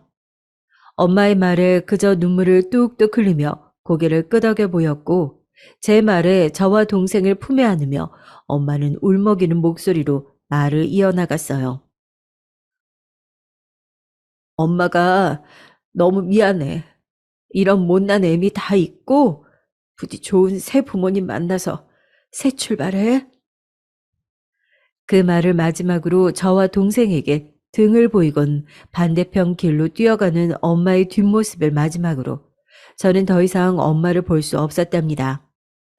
제가 눈물을 흘리니 저를 따라 우는 동생을 겨우 끌어안으며 엄마의 마지막 뒷모습을 제 눈에 사라지기 전까지 하염없이 울며 바라만 보다가 그 건물 안으로 들어갔어요. 그리고 제 예상대로 그 건물은 보육원이 맞았습니다. 그렇게 저와 동생은 보육원 생활을 시작했어요. 보육원에서의 생활은 처음부터 적응하기 쉽지 않았습니다. 보육원 내 또래 아이들은 저와 동생이 처음 그곳을 들어갔을 때 동물원의 원숭이 보듯 위아래로 훑으며 저와 동생의 행색을 살피더라고요. 그리고 어른들 못지않은 텃세를 부리던 탓에 꽤나 힘겨운 생활들을 견뎌야만 했습니다. 초반에는 동생 은지를 괴롭히는 동생 또래 남자애들이 있었어요. 야, 울보, 네가 어제 이불에 쉬했다면서? 어쩐지 쟤한테 냄새나더라. 에이, 냄새. 세네 명 남자애들이 무리를 지으며 동생을 둘러싼 채 동생의 이마를 툭툭 치고 삿대질하며 동생을 괴롭히고 있었고 동생은 바보같이 엉엉 울며 언니한테 다 잃을 거야 라는 말만 늘어놓았죠. 전 그 장면을 보자마자 그곳으로 달려가 그 남자아이들을 응징해 주었어요. 너희들 내 동생 괴롭히지 말랬지? 야, 너도 일주일 전에 밤에 화장실 가기 무섭다고 원장님 깼었다며. 그리고 너는 은지처럼 예전에 이불에 쉬었는데 그 이불 숨겼다가 걸려서 더 혼났다는 거 쌤들한테 다 들었거든? 한 번만 더 우리 은지 괴롭히면 니들이 한 짓들 다 보육원에 소문낸다. 저는 동생에게 못된 말들을 해낸 남자아이들을 한 명씩 찍어가며 말했고 제 말에 한 아이는 울고 한 아이는 씩씩대며 저마다 자리를 피했어요. 그러면 전 괜스레 의기양양해져서 손을 툭툭 털며 이렇게 말했죠. 까불고 있어. 제 말에 동생은 언니가 최고라며 저를 껴안았고 저는 그런 동생의 머리를 쓰다듬어 주었습니다. 그렇게 처음 다들 경계를 갖고 대하는 탓에 꽤나 힘들었지만 그것도 시간이 흐르고 적응을 해나가니 해결이 되었어요. 보육원 생활에 점차 적응을 해나갈 때쯤이었습니다. 동생은 생김새로 보았을 땐 저보다 훨씬 예쁘장하니 귀엽고 애교도 많던지라 어디서든 쉽게 눈에 띄었었고, 그 때문인지 보육원에 머문 지 6개월 만에 꽤나 부유해 보이는 집안에 양아로 입양이 됐어요. 동생과 헤어지는 것은 너무나도 슬펐지만 동생이 좋은 양부모님을 만나 행복하기를 바랬고, 저희 자매는 어쩔 수 없이 이별을 해야만 했습니다. 저는 동생이 입양 가기 전 마지막 인사를 했어요. 은지야, 거기서는 너무 울지 말고 어른들 말씀 잘 들어야 해. 알았지? 제 말에 동생은 눈가에 눈물을 머금고는 고개를 힘차게 끄덕여 보였고, 그렇게 저희 자매는 눈물의 이별을 했습니다. 저는 나이도 입양되기에 적합한 나이는 아니었고, 한때 아버지가 제게 했던 폭력과 엄마의 버림으로 어른들에 대한 좋은 기억이 없던지라 어른들만 보면 경계를 하게 됐고, 그러다 보니 어른들이 찾아오면 갖은 인상을 쓰기 바빴어요. 그렇다고 동생처럼 애교가 많은 것도 아니었기에 제가 입양되는 건 꽤나 어려운 일이었습니다. 그렇게 보육원에서 10대를 모두 보낼 수밖에 없었어요. 보육원에서 살며 학교를 다니는 것은 여간 힘든 일이 아니었습니다. 처음엔 친하게 지내자며 스스럼 없이 다가온 친구들도 있었죠. 친해졌다 싶어 제가 보육원에 산다는 얘기를 솔직하게 다 털어놓으면 친하다 생각했던 친구들도 하나같이 저를 멀리하더라고요. 그렇게 제 학창 시절은 좋은 기억보단 나쁜 기억들이 더 많았습니다. 그래도 함께 보육원에서 생활하는 친구가 있어서 그나마 외로움을 덜어내고 힘을 얻을 수 있었죠. 이후 19 모두가 수능 시험을 본다고 정신이 없을 때 저는 보육원을 나와서 지낼 방을 구하고 있었어요. 보육원의 규정상 성인이 되면 퇴소를 해야 했기에 미리 수준에 맞는 집을 구해야만 했거든요. 퇴소 후에는 나라에서 소정의 자립 정착금을 주었고, 그 정착금으로는 보증금을 대기가 어려웠기에 같은 보육원 출신인 친구와 함께 살기로 해서 정착금을 합쳐 보증금에 보태기로 했습니다. 그리고 쌓아온 계획은 곧 실행에 옮겨졌어요.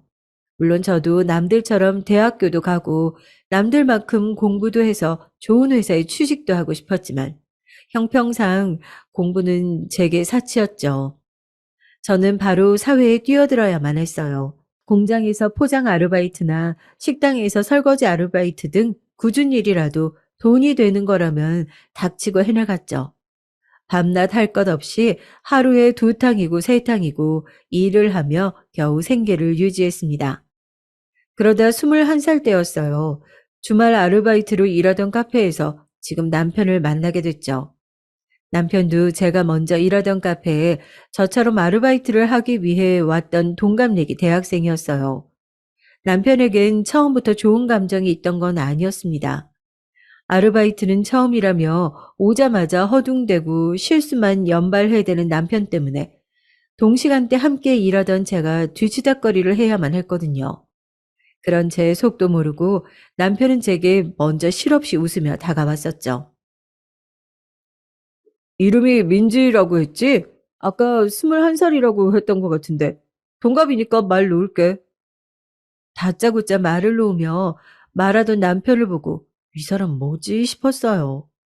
남편과 저는 일하던 카페에 남편이 처음 왔을 때 인사를 하고 대화를 나누기도 전에 손님들이 몰려온 터라 저희는 인사만 겨우 나눈 채 서로 말을 하지 못했고, 사람이 좀 빠지고 시간적 여유가 생기니 바로 제게 와서 저렇게 말을 한 거였거든요. 사람을 경계하고 소심해하며 조용하던 제 성격과는 달리 밝고 활발하며 부침성 좋던 남편은 그렇게 제게 먼저 다가왔고, 저와는 너무나도 다른 사람이기에 한편으로는 남편이 신기하기도 했습니다. 그리고 이후 남편은 계속 말을 이어갔어요. 아깐 내가 실수해서 미안. 너 행동도 빠르고 일도 참 잘하더라. 난 알바가 이번이 처음이라 많이 부족할지 몰라. 그래도 너한테 피해주지 않게 얼른 적응해 볼게. 그러니까 앞으로도 잘 부탁해. 남편의 그 말로 이 사람 어쩌면 괜찮은 사람일지도 모른다는 생각이 들더라고요. 그렇게 아직도 제 기억에 뚜렷이 남을 만큼 꽤나 강렬했던 첫인상을 남긴 남편과는 이후로도 주말마다 함께 일하며 점차 사이는 가까워져 갔습니다. 민주야, 오늘 일 끝나고 뭐해? 약속 없으면 술 한잔 할래? 물론 이런 식으로 남편이 먼저 다가오긴 했지만 말이에요. 그렇게 일이 끝나면 몇 번 함께 술도 마시고 얘기도 나누고 나니 점점 제가 갖고 있던 경계는 슬슬 풀렸고 생각보다 더욱 따뜻하던 남편에게 차츰 마음이 가기 시작하더라고요. 그러다 남편이 먼저 제게 고백을 했고 잠시 그 고백에 대한 답변을 하는 대신에 제 과거 얘기들을 모두 들려주었어요. 그렇게 제가 보육원 출신이라는 것을 밝혔고 남편의 반응을 살폈습니다. 학창 시절 때부터 제가 보육원을 산다고 하며 가까이 지냈던 친구들도 저를 멀리해서 큰 상처를 받았던 기억이 있었거든요. 그 실체를 알게 된 후의 반응이 두려움으로 남아 있었고요. 그 때문에 학창 시절 친구들이 그랬듯 제 얘기를 들려주면 이 아이도 저를 멀리할까 두려웠습니다. 그렇기 때문에 더 큰 상처를 받기 전에 말을 먼저 꺼낸 것이었죠. 근데 남편의 반응은 제 예상 밖이었어요. 그동안 많이 힘들었겠다. 많이 힘들었을 텐데 못된 맘 먹지 않고 나쁜 길로 새지도 않고 지금껏 잘 버텨줘서 고마워.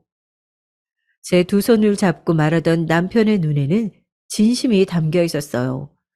그렇게 뜻하지 않게 위로를 받고 지금껏 저를 대했던 사람들과는 다른 남편에게 작은 감동도 받았었답니다.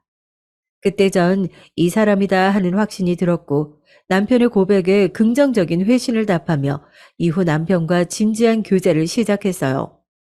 그 후로부터 2년이라는 시간이 흘렀고 남편과의 연애를 계속 이어가던 어느 날 몸이 이상하다 느껴서 혹시 몰라 임신 테스트를 해보았고 두 줄이 선명하게 그어져 있는 것을 보고는 만감이 교차하더라고요. 저는 여전히 아르바이트로 생계를 유지하고 있었고 과연 내가 아이를 잘 키울 수 있을까 하는 의문이 들었어요. 제 형편도 그렇고 그리 행복한 어린 시절을 지내온 것이 아니었기에 두려움이 앞섰던 것 같아요. 하지만 그런 저와는 달리 남편은 제 임신 소식에 방방 뛰어가며 기뻐하더라고요.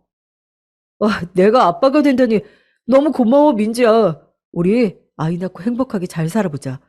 내가 무슨 일이 있어도 너랑 내 아이는 꼭 지켜줄게. 자신이 꼭 저와 아이를 지켜주겠다며 당찬 포부를 내뱉는데 그리 썩 믿음은 가지 않았습니다. 남편도 저처럼 고작 23살이었고 군대도 미필인 대학생이었기에 걱정이 안 될 수가 없었죠. 이후 병원을 찾아 초음파 검사를 통해 임신 4주차에 접어들었다는 의사의 말과 초음파 사진도 받아볼 수 있었고 함께 병원에 간 남편도 그 사실을 집에 알렸어요. 소식을 들은 뒤 남편 집에서 저를 한번 보고 싶다 하였다며 저를 집에 초대해 주어서 남편과 교제 당시 처음으로 집에 가보았습니다. 남편은 어렸을 적 일찍이 엄마를 여의고 아빠와 하나밖에 없는 형제인 2살 터울의 동생과 함께 살고 있었어요. 처음 시아버지를 뵙는 자리에 나름 단정하게 옷도 골라 입고 화장도 하며 신경도 써서 집으로 찾아갔습니다. 떨리는 마음을 안고 집안에 발을 들이는데 현관 앞에 시아버님이 마중 나와 저를 환영해 주었어요. 저도 미리 준비한 선물을 드리며 인사를 드렸습니다. 처음 뵙겠습니다. 김민지라고 합니다. 그래요, 반가워요. 나는 재민이 아비랍니다. 안으로 들어와서 편히 앉아요. 어찌 보면 딱딱할 수도 있는 그 인사를 밝게 웃으며 받아주던 시부는 반갑다며 악수를 청했고 곧 저를 거실 안으로 안내해줬어요. 남편의 집안은 남자 셋이 사는 집으로 보기 어려울 정도로 깨끗하고 넓었습니다. 재민이한테 얘기 들었는지 모르겠지만 재민이 중학생 때 안사람 떠나고 홀로 아들 둘을 키우느라 웬만한 식사는 거의 나가서 사 먹거나 배달시켜 먹어요. 종종 도우미 아줌마가 와서 집도 치워주고 밥도 차려주곤 하는데 오늘 아줌마가 오는 날이 아니어서 밥도 없네.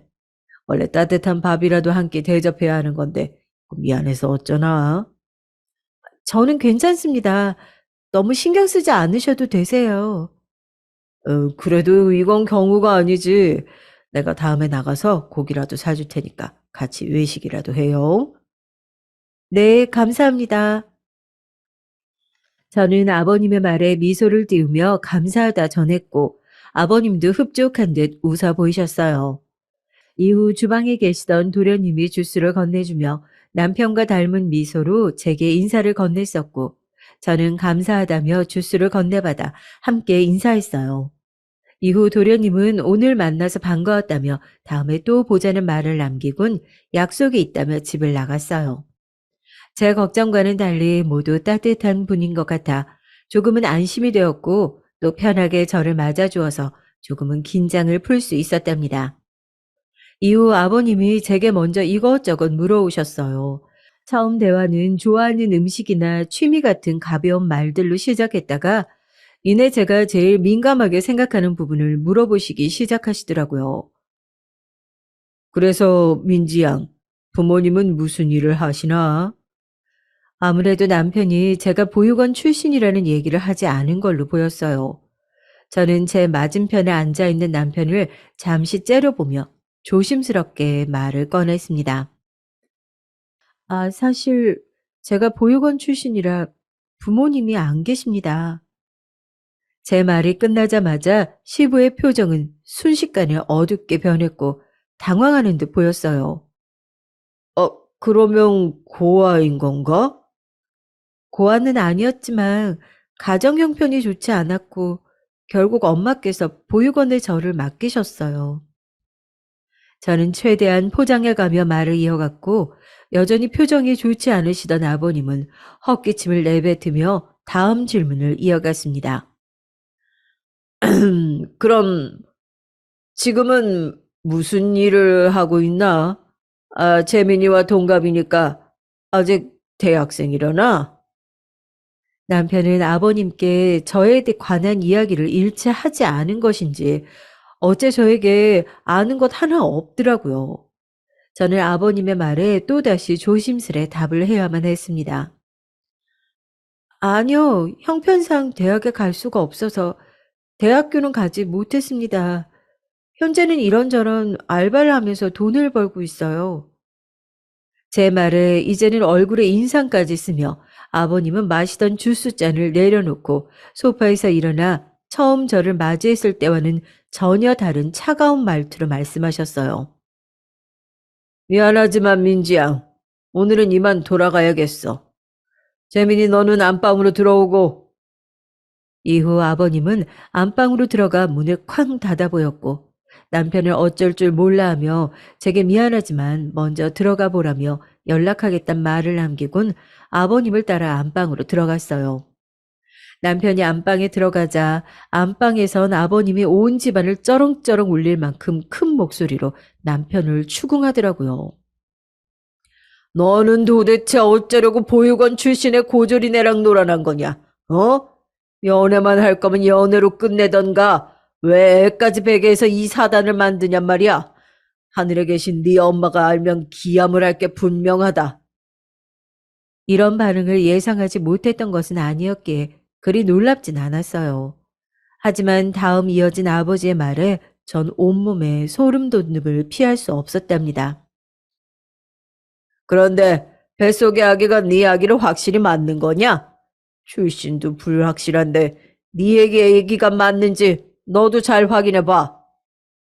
제 뱃속 아기가 남편의 아기가 맞는지 묻는 시아버님을 보고 저는 과연 이 애를 낳고 이 집안과 결혼을 해도 괜찮을까 하는 의문을 품을 수밖에 없었어요. 더 이상 몰래 엿들어 괜히 혼자 상처받지 말고 집에 가야겠다 싶어 전 그곳을 빠져나왔고 이 얘기를 함께 사는 하나뿐인 제 친구에게 말해줬죠. 친구는 어느 정도 그런 반응이 이해간다고 하더라고요. 그래도 제가 꺼려지면 결혼은 다시 한번 생각해 보라며 제 입장에서 한 번 더 생각해 주는 친구에게 고마우면서도 마음이 복잡하더라고요. 그렇게 생각에 잠겼었는데 남편에게 연락이 왔어요. 민지야, 아빠가 아까는 그렇게 먼저 보내서 미안했다고 조만간 밖에서 외식하자시네? 다음 주 주말에 시간 되냐고 물어보시는데 그날 일 끝나고 약속 따로 없지? 약속이 없긴 한데 아버님이 나 맘에 안 들어 하시는 줄 알았는데 아니야, 첫인상이 단정해 보이고 싹싹해 보인다며 마음에 드신다고 하셨어. 남편이 애써 시부를 포장하여 좋은 말만 전하고 있다는 걸 알고 있었습니다. 그렇게 주말 저녁으로 약속을 잡았고 시간은 빠르게 흘러 약속한 날이 됐어요. 여느 때처럼 주말에 일을 끝내고 약속한 고깃집으로 갔고 그곳엔 이미 아버님과 도련님이 고기를 굽고 계셨죠. 저는 두 분에게 인사를 드리고 자리에 앉았고 저희가 자리에 앉으니 기다렸다는 듯 입을 여시는 아버님이었어요. 고기는 일단 내가 알아서 시켰는데 괜찮지? 그럼요, 괜찮습니다. 제 말에 제 앞에 있는 앞접시에 다 구워진 고기들을 올려주시며 시부는 말을 이어갔어요. 그래, 거의 다 구워졌으니 먹으면서 듣게나. 내게 이런 말 한다고 너무 서운하게 듣지 말고 민지 양도 자식 낳고 키워보면 이해할 테니까 말이야. 사실 내가 며느리에 대한 환상을 갖고 있던 건 아니다만 평균은 되기를 바랐어. 그런데 워낙 기준에 못 미치니 뭔. 그러나 어쩌겠나. 이미 뱃속에 우리 집안 핏줄이 자라고 있는 걸. 네, 이해합니다, 아버님. 시아버님은 먹으면서 들으라고 했지만 시부의 허를 찌르는 말들 때문에 편히 먹을 수가 없었어요. 그저 대답하기 바빴죠. 이해한다니 다행이구먼. 재민이한테 얘기 들었는데 지금 보육원에서 같이 지내던 친구와 함께 산다지? 네, 작은 원룸에서 함께 살고 있습니다. 조만간 정리하고 우리 집에 들어와서 살게나. 당장은 재민이나 민지 양 둘 다 어리니까 우리 집에서 함께 사는 걸로 하고 나중에 재민이가 좋은 곳에 취업해서 자리 잡아가고 애도 크게 되면 분가시켜주던가 할 테니까 말이야. 그리고 뱃속 아기한테 무리가 갈 수도 있으니까 아르바이트도 슬슬 정리하고 곧 배가 불러올 테니까 결혼식은 생략하고 혼인신고만 올리는 걸로 하고 원한다면 드레스 입고 결혼사진까지 찍게 해주겠네. 시부는 언제 얘기를 다 마친 건지 이미 모든 걸 다 계획하고 있었습니다. 생색이라도 내는 것처럼 결혼식은 어렵지만 드레스를 입고 싶으면 사진을 찍게 해주겠다며 말하는 모습이 말에 가시가 박혀 있는 게 전처럼 따뜻한 말투는 아니었어요. 하지만 저 또한 식구도 없었고 아는 지인도 몇 없었기에 결혼식을 생략하는 것에 동의하는 입장이었기 때문에 시부의 말에 고분고분 알겠다 답하였고 이후 시부의 말대로 읊었던 계획들은 실행에 옮겨져 갔어요. 저는 함께 살았던 친구에게 양해를 구해 낸 만큼의 보증금을 돌려받고 남편의 집으로 거처를 옮겼습니다. 그래도 나름 남편의 방을 리모델링하여 주었더라고요. 나중에 애가 태어나면 함께 잘 살 수 있을 정도로 낮고 넓은 저상형 침대와 작은 옷장들이 놓여있던 곳엔 붙박이장을 길게 놓아주었고 전에 작은 원룸에 친구와 함께 살던 것과 비교하면 호사에 가까울 지경이었죠.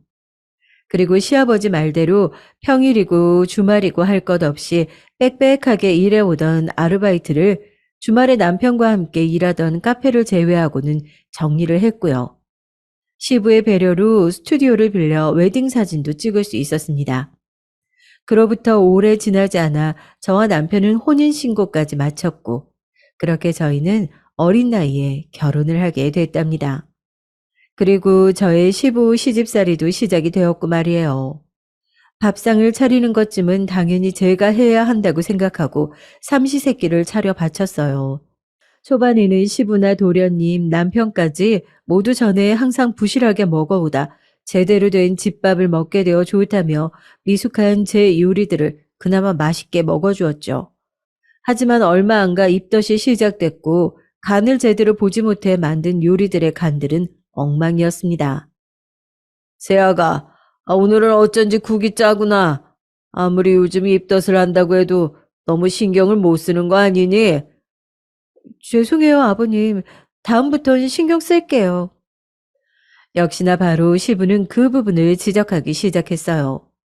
그래도 제가 죄송하다 말하면 본인이 물을 더 부어 먹던가 했고 다시 만들라 하지는 않을까 우려도 있었지만 괜찮았습니다. 시부는 비록 저를 마음에 들어 하지는 않았지만 뱃속 아기인 손주에게는 진심으로 대해주었어요. 아이가 태어나기 전에 뱃속 아이에게 좋다는 한약을 지어준 적도 있었고 임신 막달쯤엔 집안일도 하지 말라며 도우미 아줌마를 불러주었죠. 덕분에 편하게 아이가 태어날 날만 기다릴 수 있었습니다. 그리고 마침내 전 예쁜 딸아이를 보게 됐어요. 진통도 오래 하지 않았기에 어여쁜 딸이 혹여나 내가 아플까 일찍 나왔구나 생각하며 딸아이의 눈, 코, 입 하나하나를 뜯어보고 있었죠. 어찌나 예쁘던지 말랑말랑한 볼과 제 손가락을 꼭 쥔 앙증맞은 작은 손이 마음 한켠을 뜨겁게 피우는 것 같았죠. 여보, 너무 고생 많았어. 진짜 고마워. 우리 딸 너무 예쁘다. 남편도 그리 기쁜지 저를 얼싸안으며 고맙다고 말했고 딸이 그리도 예쁜지 하루 종일 인큐베이터 안을 들여다보기 바빴어요. 딸 바보 아빠가 따로 없었죠. 심지어는 고맙고 수고했다며 병원 간호사분들에게 커피를 돌렸고 의사 선생님들에겐 케이크를 사주며 기쁨을 표출해 보이더라고요. 시부와 도련님도 찾아와 수고했다며 제 딸을 한 번씩 들여다보고는 딸아이가 누구를 더 닮았는지 논쟁을 펼치며 웃음꽃을 피웠답니다. 아가 수고했다. 손녀가 참 예쁘더구나. 재민이 애기 때를 많이 닮았어. 어이 아빠도 참.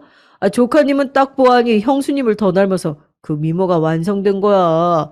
형 닮았으면 분명 얼굴이 더 컸을 거라고. 형수님 닮아서 그나마 작은 얼굴에 큰 이목구비를 갖게 된 거지. 형수님 너무 수고 많으셨어요. 조카 따님도 못난 우리 형 안 닮고 형수님 닮을 수 있게 해줘서 너무 감사드리고요. 도련님의 말에 아버님은 뭐라고 이것이 하며 웃어 보였고 저 또한 환하게 웃으며 답했죠. 고마워요 아버님, 도련님. 그렇게 제 앞날은 그때처럼 웃음만이 가득할 줄 알았습니다. 산후조리를 짧게 마친 전 집으로 퇴소했고 기독교 신자셨던 시부는 제 딸에게 하나님의 은혜라는 뜻의 하은이라는 이름을 지어주셨어요. 이후 제 예쁜 딸 하은이는 비록 밤마다 저를 잠 못 이루게 했지만 날이 다르게 커가며 제 기쁨이 되어갔습니다. 그리고 남편은 딸이 태어나기 전 미루었던 군대를 입대했고 자식을 인정받아 상근으로 출퇴근하며 지냈습니다. 퇴근하고 집에 돌아오면 하은이가 너무 보고 싶다며 제일 먼저 딸아이를 찾아갔고 가끔은 저를 대신해서 육아에도 신경을 써준 덕분에 큰 힘겨움 없이 딸아이를 볼 수 있었어요.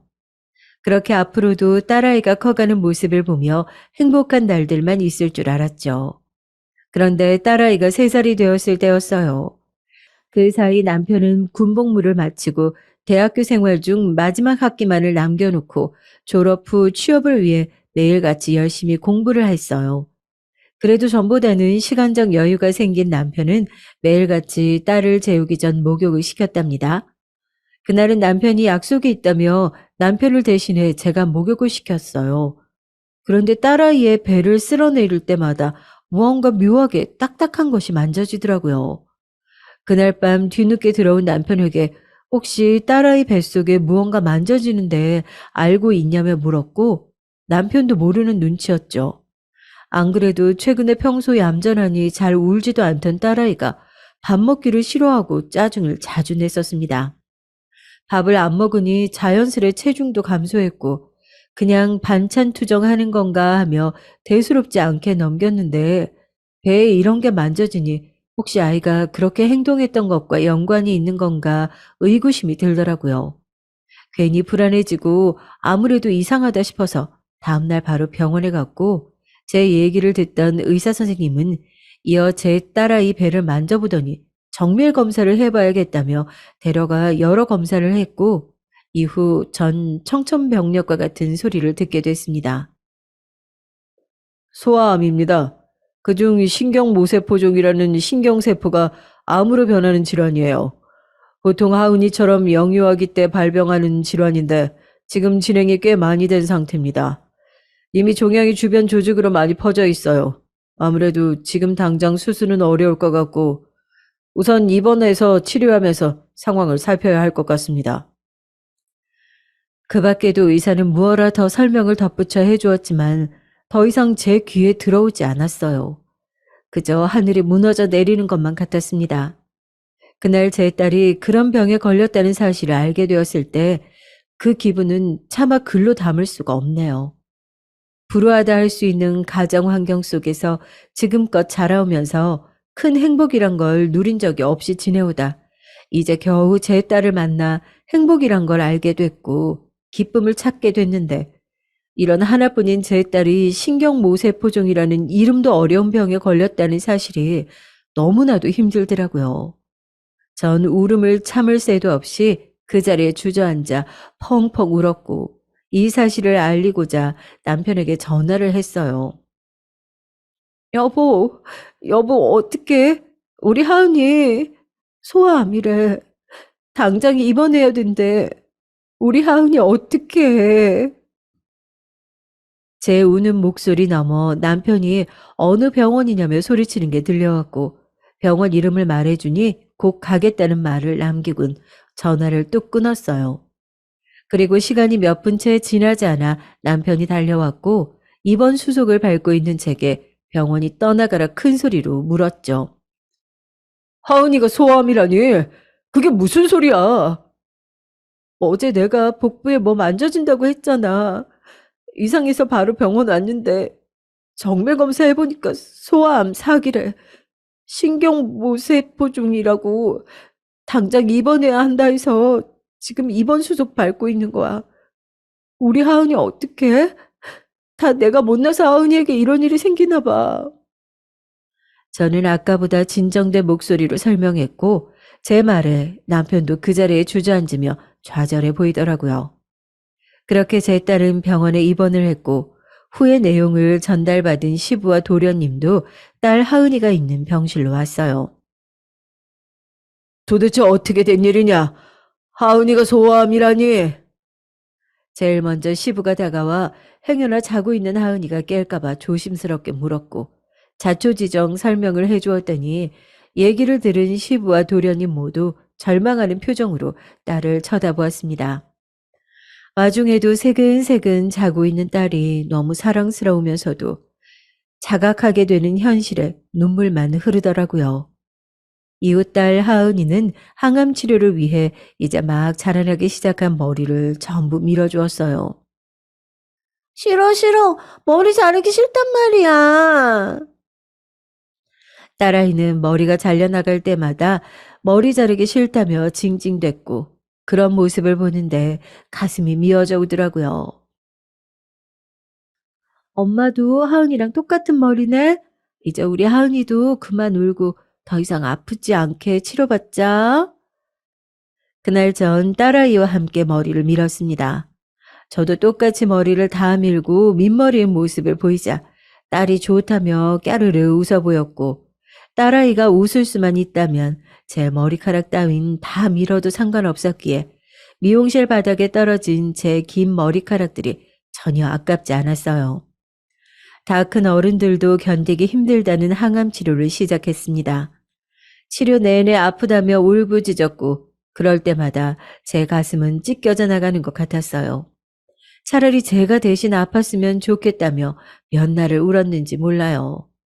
그런데 하루는 딸 하은이가 치료를 끝내고 와 겨우 잠든 모습을 보면서 옆에 딱 달라붙어 있다가 딸아이 병실 침대에 엎드린 채 저마저 잠에 들었고 딸 하은이의 작고 보드라운 손결이 제 눈가를 스치는 게 느껴져 잠을 깼어요.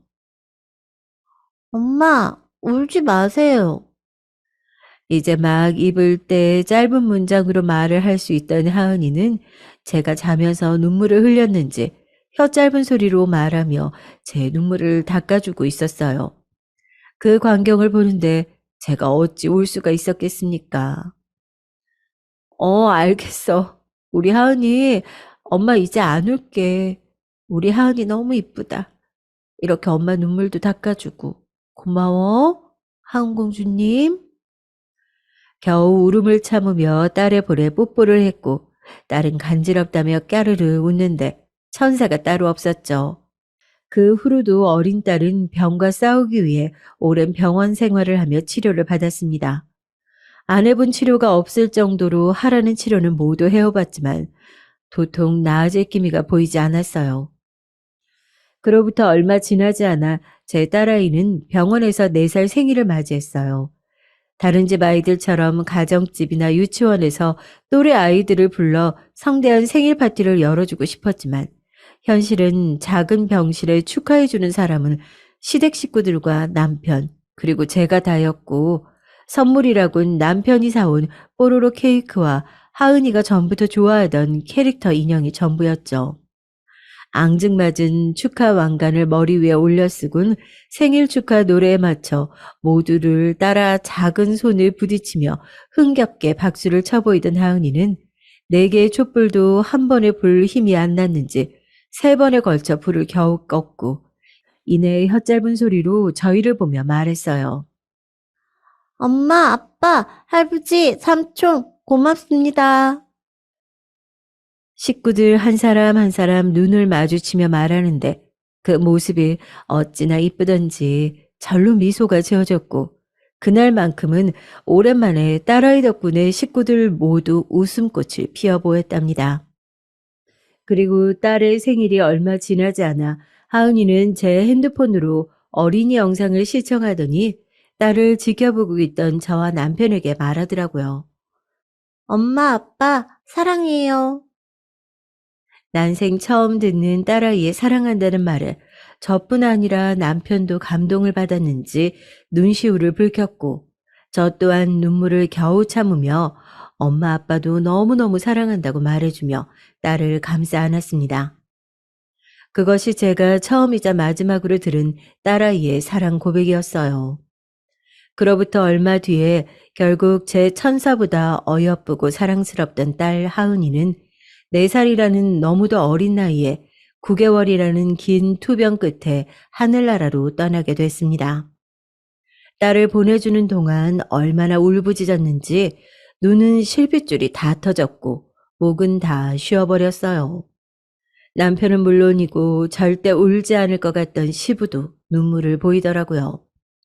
이 땅에서 큰 빛을 보기도 전에 떠나버린 하은이가 부디 그곳에선 아프지 않기를 기도하며 딸을 영원히 제 가슴 속에 묻어두고 있습니다.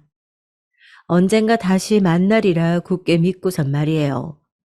이후 저희 식구들은 떨어지지 않는 발걸음을 겨우 떼어내며 집으로 향했습니다. 딸아이가 병원에 있는 동안 저도 계속 병원에 있었기에 오랜만에 돌아간 집은 왠지 낯설게 느껴지더라고요. 남편이나 시댁 식구들도 아팠던 딸아이를 신경 쓰느라 그랬던 건지 집안은 전처럼 깨끗한 모습은 온데간데 없고 난장판이 되어 있었죠. 식구는 늘어나고 벌어오는 수입은 시아버님이 전부였던 탓에 전에 종종 불렀던 도우미 아줌마는 하은이가 태어난 후로 부르지 못했어요. 남편도 학교를 잠시 휴학한 채 하은이의 간병을 도왔고 도련님 또한 대학생이었기에 일할 사람이 없었죠. 평소 같았으면 집안이 난장판인 모습을 그냥 지나치지 못하고 어질러진 집안을 쓸고 닦고 쌓인 설거지를 하며 모두 해치웠을 텐데 딸 하은이를 하늘로 보낸 슬픔에 아무것도 하고 싶지가 않았고 무기력하게 침대에만 누워 있었어요. 그날 하루 정도는 제게 아무도 그렇게 축 늘어져 있는 모습을 뭐라 하지 않았죠. 그런데 그런 날이 이틀이 지나고 3일째가 되어가니 출근하던 시아버님이 저희 방문을 쾅 열며 세게 소리치더라고요. 너 언제까지 이러고만 있을 거야? 자식 간수도 제대로 못해서 그 어린아이 그렇게 죽게 했으면 됐지. 뭘 잘했다고 방구석에서 나오지도 않고 누워만 있어? 어?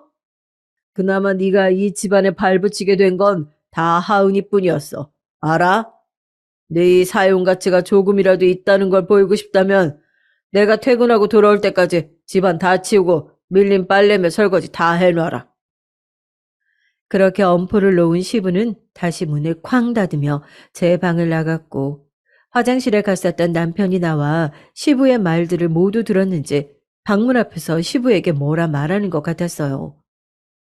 아빠도 참 안 그래도 힘들 텐데 꼭 말을 그런 식으로 해야겠어요?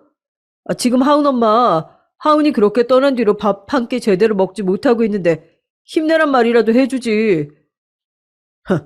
내가 뭐 첫날부터 이랬냐?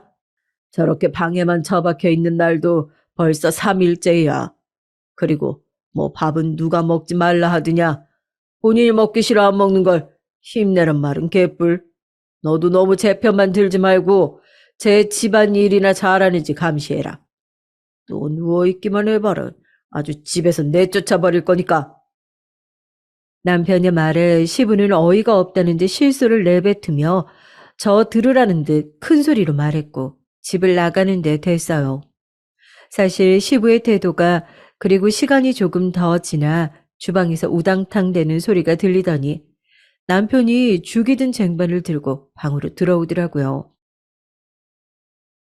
여보, 내가 죽 좀 쏘았어. 맛있을지 모르겠지만 조금이라도 먹자. 나 괜찮아. 좀만 쉬었다가 아버님 말대로 집 좀 치울게. 내 걱정 말고 당신이나 밥 먹어. 그러지 말고 한술이라도 뜨자. 이렇게 해온 정성이 있는데 한 입도 안 먹어줄 거야? 남편이 그 말을 하며 흰죽을 한술 떠 제 입에 가져다 대었고 저는 어쩔 수 없이 죽을 조금씩 먹어봤습니다. 어이구 잘 먹는다. 남편은 아이 달래듯 한 입씩 죽을 먹는 저를 보며 말했고 뒤이어 그나마 지금까지 제게 힘을 줄 수 있을 만한 위로의 말들을 했어요. 여보, 그동안 당신이 하은이 간호에 얼마나 힘썼는지 잘 알아. 얼마나 힘든지도 알고 나도 하은이 아빠잖아. 하은이 그렇게 보내고 나도 마음이 너무 안 좋아. 하지만 우리가 이렇게 계속 슬퍼하고 늘어져 있는 모습만 보이면 하늘에서 하은이가 얼마나 한심하게 보겠어. 그러니까 지금부터라도 씩씩한 모습 보여주자. 어, 알겠어. 고마워. 남편의 이러한 따뜻한 말이나 행동 하나하나가 제게 위안이 되었고 큰 힘이 되었죠. 그날 남편의 그 따뜻한 말 한마디가 아니었다면 전 더욱 우울의 늪에 빠져 무기력하게 있었을지 모릅니다. 그런 남편에게 지금까지도 고마워하며 살고 있어요. 이후 남편의 황송한 보살핌에 죽을 한 그릇 다 먹을 수 있었고 남편이 도와주어 집안일을 모두 치울 수 있었습니다. 하지만 시부는 하라는 대로 다 치웠음에도 떨떠름한 표정이었고 시부가 저를 무시하고 천대하는 태도는 날이 갈수록 심해져 갔어요. 그래도 항상 제 편이던 남편이 있었기에 지금껏 잘 버티고 살 수 있었죠. 그렇게 딸이 떠나고도 시간은 무색하리만큼 빠르게 흘러갔습니다. 남편은 그새 대학을 우수한 성적으로 졸업하고 원하던 기업에 취업할 수 있었고 좋은 업무 성과도 내며 꽤나 각광받는 회사의 직원으로 성장해 갔어요. 머리가 좋았던 도련님도 꾸준히 좋은 성적을 내며 대학을 졸업해서 해외 연수도 다녀왔고 최근에는 국내에서 제일 가는 대기업에 들어갔죠. 모두 각자의 위치에서 좋은 모습들을 보였지만 저는 여전히 집에서 살림만 하는 전업주부로 살고 있었죠. 시부는 저에게 전보다 더 심한 히스테릭을 부렸어요. 반찬 투정은 기본이고 쫓아다니며 살림 곳곳을 잔소리하기 바빴답니다. 애미야, 너 지금 이걸 다림질이라고 내놓은 게냐? 시간이 몇 년이 흘렀어도 어찌 살림이 전혀 늘지를 않아. 아유, 쓸모없는 것. 집에서 빈둥빈둥 놀면서 고작 다림질 하라고 했더니만 그마저도 못하고, 끝내 혀를 차던 시부는 다림질이 잘 되어 제가 볼 땐 멀쩡하기만 한 셔츠를 제 얼굴에 던져 보였어요. 남편이 있을 때는 눈치를 보는 것인지 그나마 덜한데 남편이 없을 때면 이렇게 막말을 퍼부어댔었죠. 그래도 몇 년 그렇게 히스테릭을 다 받다 보니 그런 막말쯤은 참을 수 있었죠. 그런데 이후 도련님이 결혼할 여자를 인사시키러 온다는 날이었습니다. 시부는 제게 호되게 당한 기억이 있다며 인사시키러 오기 전 도련님에게 그 여자는 뭐 하는 여자며 부모님은 두 분 다 계신지를 먼저 묻더라고요. 아빠도 참, 그런 게 뭐가 중요해요. 사람 됨됨이가 우선이지. 제 여자친구 의사예요. 부모님 두 분 다 서울에 살고 계시고요. 아빠 혹여나 제 여자친구 왔다고 해서 형수랑 비교하고 그러지 마세요. 아셨죠? 의사라고? 네가 아주 여자 보는 눈은 네 형보다 훨씬 낫구나. 그래. 그래서 언제 인사를 온다는 거냐? 도련님의 물음에 답은 않고 그저 의사라는 말에 해벌쭉하며 좋아하는 시부에게 조금씩 정이 떨어지더라고요. 도련님은 이어 다음 주 주말에 올 거라며 자세한 날짜와 시간은 다음 주에 말해주겠다고 전했어요. 그렇게 시간이 흘러 의사인 예비동서가 첫 인사를 오는 날이었습니다. 넌 우리 집안의 수치니까 나가 있어. 제게 예비동서가 오면 먹을 과일을 미리 깎아 놓으라며 시킨 시부는 오갈 데 없는 저를 내쫓기 일쑤였어요. 하필이면 그날 남편 회사에 일이 있어 남편은 집에 없었고 기어코 저를 현관문 앞까지 밀어 내보내는 면박을 주는 시부였습니다. 어떻게 해야 하나 발을 동동 구르고 있는데 때마침 엘리베이터에서 문이 열렸고 도련님과 예비 동서로 보이는 온몸에 기품이 서려 있는 젊은 여자분이 내렸죠. 그리고 도련님은 문 앞에 서 있는 저를 보더니 제게 와서 물어봤어요. 형수님, 왜 안에 안 계시고 밖에 나와 계세요? 그 말에 전 아무 대답을 할 수 없었습니다. 차마 예비 동서가 보는 앞에서 아버님에게 쫓겨났단 말까지 꺼려졌기 때문이죠. 그런데 저를 빤히 바라보던 예비 동서가 대뜸 제 두 손을 잡더니 묻더라고요.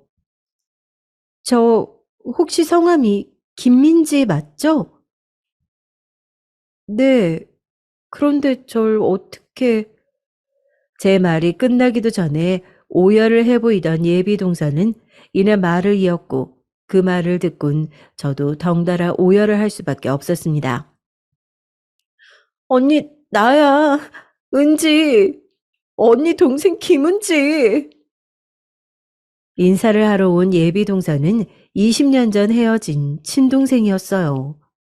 현재는 김은지가 아닌 다른 이름으로 살고 있더라고요. 어쩜 이런 우연이 다 있을까요? 20년 전 보육원에서 눈물의 이별을 했던 동생을 이렇게 예비 동서로 볼 줄은 꿈에도 몰랐는데 말이에요. 저는 20년 만에 만난 제 친동생을 얼싸 끌어안으며 지금껏 어떻게 지내왔는지 물었습니다. 동생은 꽤나 부유한 집안의 양딸로 입양되어 지금껏 못 받았던 사랑을 듬뿍 받으며 자라왔다고 합니다. 양부모님 두 분 모두 의사인지라 동생도 그 길을 따라 의사의 꿈을 꾸었고 유학도 다녀오며 남부럽지 않게 지냈었다고 해요. 그러다 의대에도 합격해 보이고 양부모님에 따라 의사의 길을 걷던 중 친구의 소개로 저희 도련님을 만나 연애를 했다고 해요. 그렇게 연애 3년 만에 결혼까지 결심해서 지금 저와 이렇게 마주칠 수 있게 되었다며 이러한 우연이 다 있다니 너무 신기하다고 제 두 손을 잡고 방방 뛰어 보였어요. 그제야 하나하나 뜯어보니 눈, 코, 입 모두 20년 전 제가 알던 동생 얼굴 그대로 있더라고요. 저기 두 분 반갑게 인사하는데 미안하지만 이게 무슨 상황인지... 옆에서 벙찐 채 저희 두 자매를 보던 도련님이 저희에게 물었고 저희 두 자매의 자세한 사정을 대략 말해준 뒤 집 안으로 함께 들어갔어요. 그리고 거실 안에 제가 깎아놓은 과일을 테이블에 올려두시는 시부가 처음에 먼저 들어온 제 동생과 도련님을 보며 인사하다 그 옆에 있던 저를 보며 묻더라고요. 어서 오세요. 내가 재준이 애비 되는 사람입니다. 뭐야? 애미 넌 왜 들어오는 게야? 내가 나가 있으라 하지 않았어. 지금 내 말 무시하는 게냐? 그 말을 옆에서 듣던 제 동생이 제 앞으로 나와 시부 앞에 서더니 당당하게 말하더라고요. 안녕하세요, 아버님. 뵙자마자 이런 말씀 드리게 되어서 죄송하지만 지금 며느님을 왜 밖으로 내쫓으려고 하시는 거죠? 엄연히 제 형님이 되실 분인데 제가 인사드리려면 함께 드리는 게 맞다고 보는데요.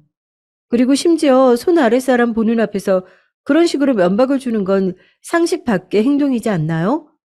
제 예비 아버님께서 꽤나 잘 나가는 중견기업의 임원까지 올라가셨다길래 굉장히 품격 있고 좋으신 분일 거라 생각했는데 역시 사람은 배경이나 직업만으로는 알 수 없나 보네요.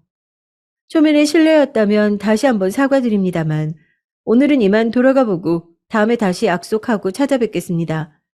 그리고 미리 말씀드리자면 제 형님 되실 분, 제 친언니입니다. 자세한 얘기는 재준 씨 통해서 들으시면 되겠네요. 잠시 전 제 친언니와 얘기 좀 나누고 오겠습니다.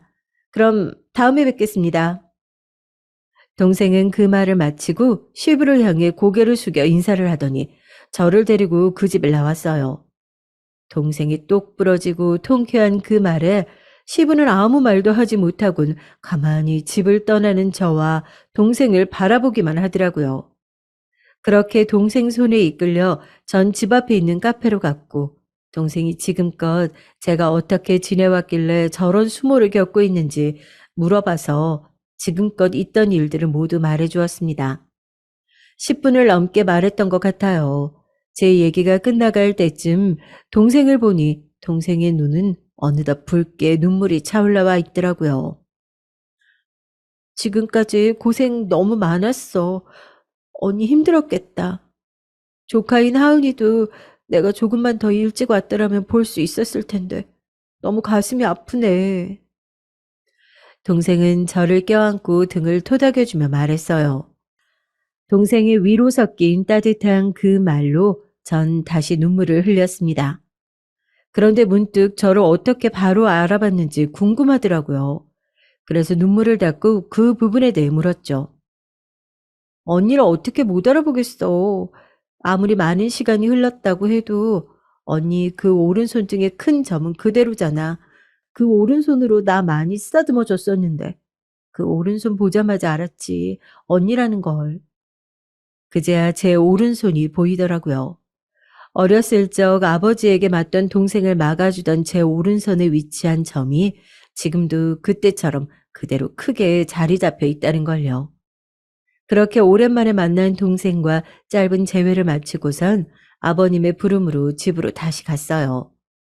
도련님에게 자세한 얘기를 들은 것인지 갑자기 돌변한 태도로 제게 묻더라고요. 애미야, 진짜 그 이사 며느리가 네 친동생 맞는 게야? 지금껏 저에게 말하던 태도와는 다른 사근사근하고 부드러운 말투와 목소리였어요. 전 맞다고 답했고 제 대답에 지금껏 본인이 제게 막말하고 못되게 굴어 미안하다며 태세 전환을 해보이시더니 동생에겐 이 집안에 대해 잘 좀 말해달라며 부탁하더라고요. 아무래도 의사 집안인 동생의 집안과 꼭 연을 맺고 싶어 하는 것 같았어요. 저는 시부가 비록 못 믿었지만 알겠다고 했죠. 그렇게 기막힌 인연으로 전 제 친동생과 형님 동서로 또다시 가족이 됐습니다. 지금은 제 남편에 이어 동생까지 두 눈 부릅뜨고 지켜보고 있기에 시부는 전처럼 저를 함부로 대하지 못하고 있어 비교적 전에 비해 편한 생활을 하고 있어요. 제 동생을 만나게 한 건 혹시 하늘에 있는 제 딸이 제게 준 선물이 아니었나 싶습니다. 현재 전 동생과 사이좋은 동서지간 사이로 종종 서방님네와 함께 여행도 다니고 쇼핑도 하며 못 이루었던 자매 생활을 이제야 이어가고 있어요.